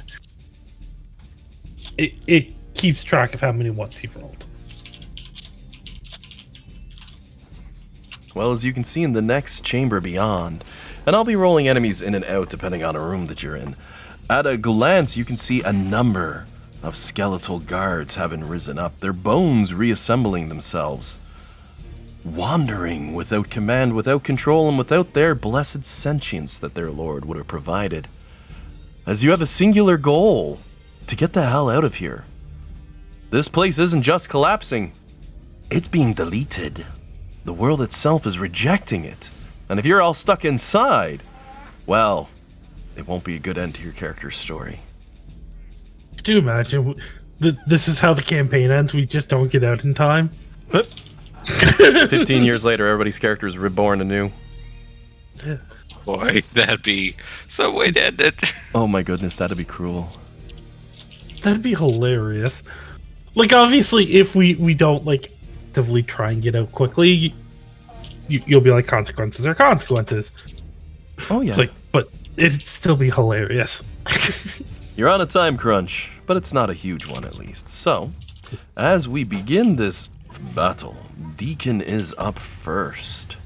The skeletons in the next room are not actively coming at you, but if you enter the same room with them, you can expect them to do so.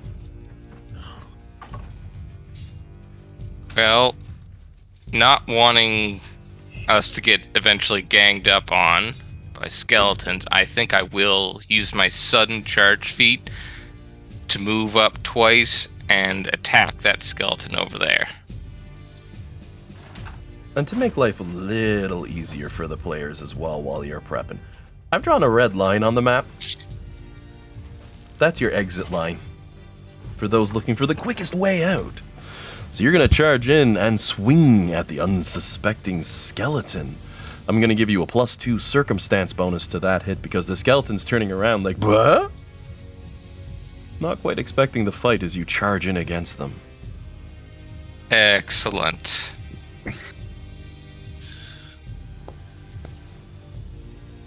"17 breaks through their armor class because they're not a lich that has wicked high, crazy eye stats. No, they're a skeletal guard. Go ahead and sledgehammer them as you bring your weapon to bear against the side of their face.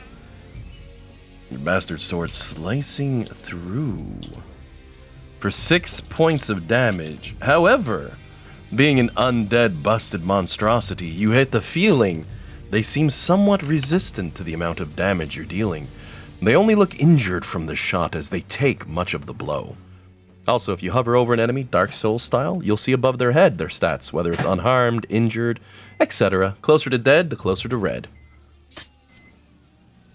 Fair Very nice. Anything else for your character's turn? I think I will strike it again. All right. Now this one's With out the of lovely- -5, but I've always loved the bastard sword too. Oh my goodness! Look, a critical. Natural 20, Sony! So that puts it up one step higher than it would have been. And you have an 18 on that roll, because you still get the -5. But it's the 18 for the hit. It's still a critical hit. So you go ahead and swing.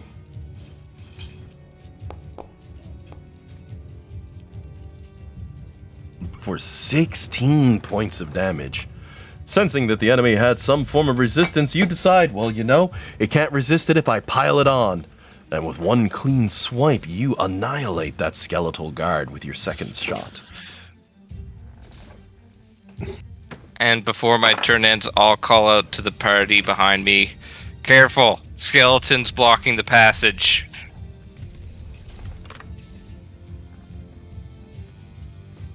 And as your turn rolls to an end, the Vaxian is up next.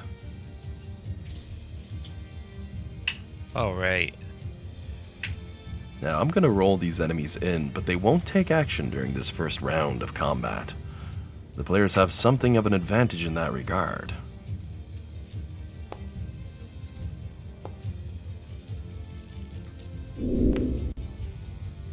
So use one action to stride. Geez, I rolled a 20 on one of them and I still didn't beat the party's initiatives.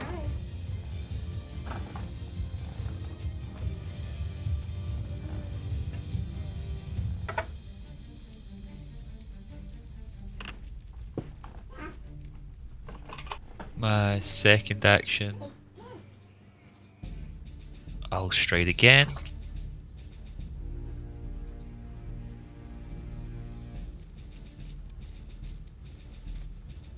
Oh, hello. Then I will do a...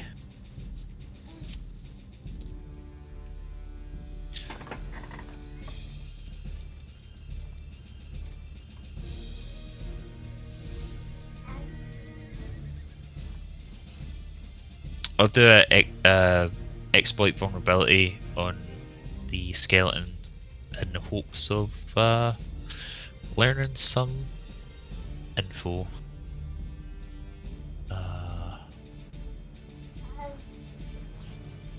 So you give that one a roll and we'll see how you do. Ooh, look at that. You got a 22 off the get-go. And given the nature of this enemy, that is a critical success. You've gone more than 10 above the DC.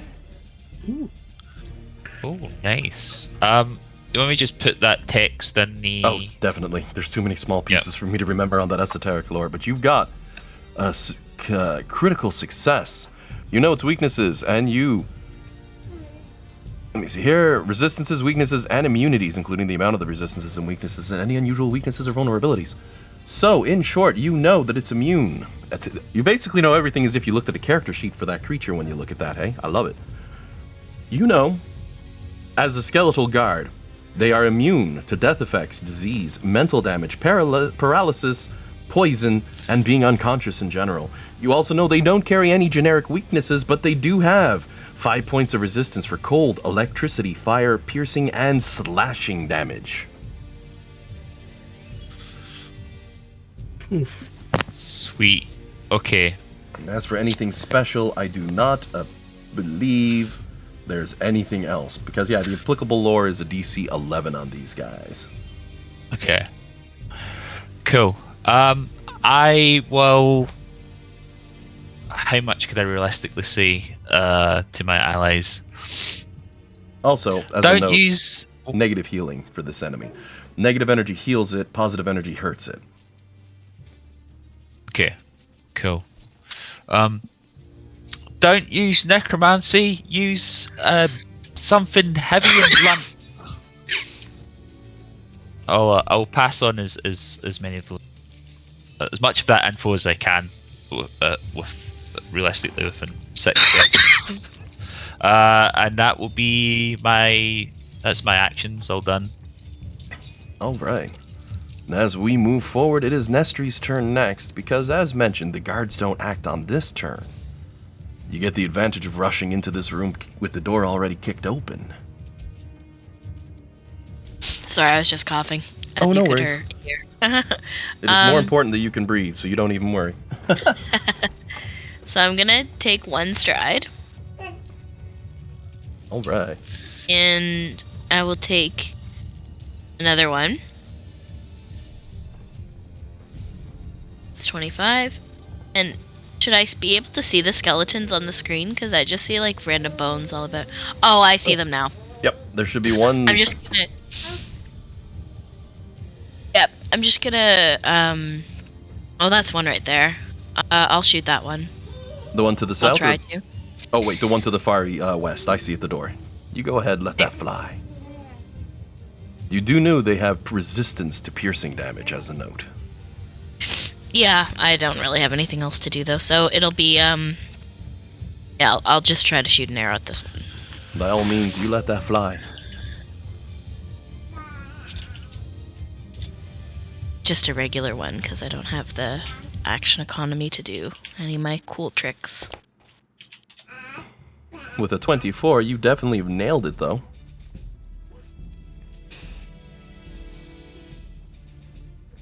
For 3 points of piercing damage, the arrow lodged right into their shoulder, but it doesn't seem to cause them any actual damage. Yeah, okay. They're just resistant to piercing, though, not immune. Yes. Yeah. Would that be... Would 24 be a critical success if Nope. 23 be? Did I? Well, the 23 was for checking for the esoteric knowledge, right? No, Deacon's hit.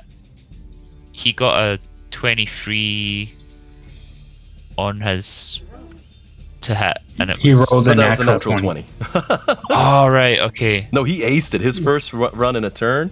Couldn't have asked for it any better. He just sliced the enemy's head off with a critical. Alright, How sorry, did he I only was... get a +3 to attack? He took the -5. Yeah. He put the Oh. -5 in himself. Okay. Right, yeah. Okay, I for some reason I thought it doesn't matter. He's already got a good hang on the system. Kicking some butt Yeah. already. I'm trying. That's a good way to start. Man, that's a good start, Jameson. Just laying it out with a crit right off the get-go. That's a good start. I love that. Cup the head right off his That's going to be my only crit this session, I promise you. We're a Hey, little low guys. on time, so probably. Hey guys, friend of Chrissy's kind of got themselves in a little bit of a jam, so I'm actually gonna have to run to go help. So sorry. No worries, bud. We're pretty much at the end for today's anyway, because it's about 2 o'clock. Yeah. So we'll run out Phoenix's turn, and we'll leave it on your turn to start today. You'll be at the end of Alright. initiative for this round. Sounds good. You all have a good day. Yourself as well, bud. We'll chat with you next week. See ya. See ya. And we generally do 10 to 2 for our games. Sometimes stretch a little past 2 for getting things straightened out and done up, mind you. But we run a nice 4-hour chunk. So, while we still have a few spaces left into this fight, that was Nestri's turn. For the... that was the one shot, and you made 2 movements and attack. Yep, alrighty. Anything else for your character's turn? No, I don't have anything else to do. Alrighty, so up next will be Phoenix's turn. And as mentioned, it'll be Ulag next after that, but we'll get that next week. So, Dan. So good. As you charge out with Phoenix, using a stride for your first action.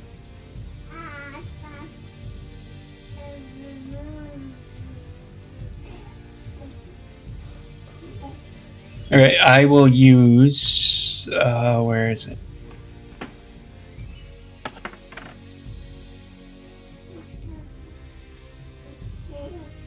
You did it. You did it, yeah.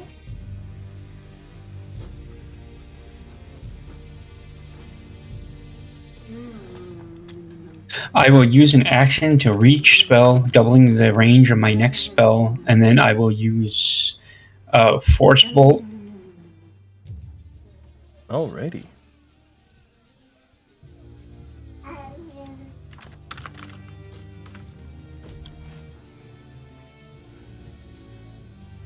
On the northern one. The one to the north here. Go ahead and roll up your damage as you throw out a force bolt.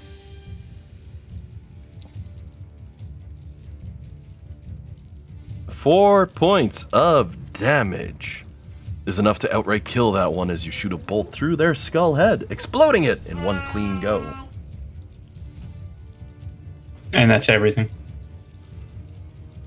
As your turn draws to an end, that's gonna be it for this week's session. I'll leave it with a picture of the gigantic seed, which might even be something of a bean, you never know, that you got from Bean Darius, an NPC from a separate campaign that the team was in.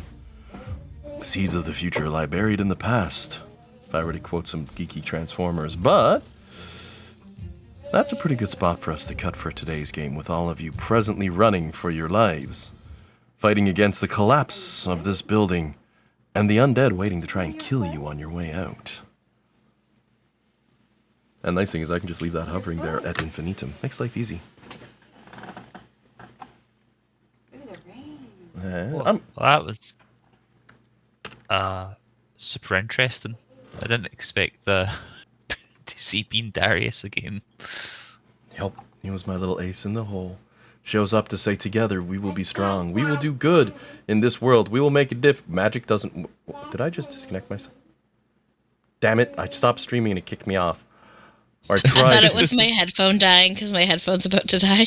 Anyway. Oh my goodness, no, the system just got cranky at me. I was like, stop streaming now. It said, okay, you're disconnected. It's like, son of a... No, you come to this guy, he's like, we will do good together. We will save this world, make it a better place like I was taught to by good adventures. Oh, wait, never mind. Magic's still on the fritz. Good luck to you. Just get out of here before you're dead.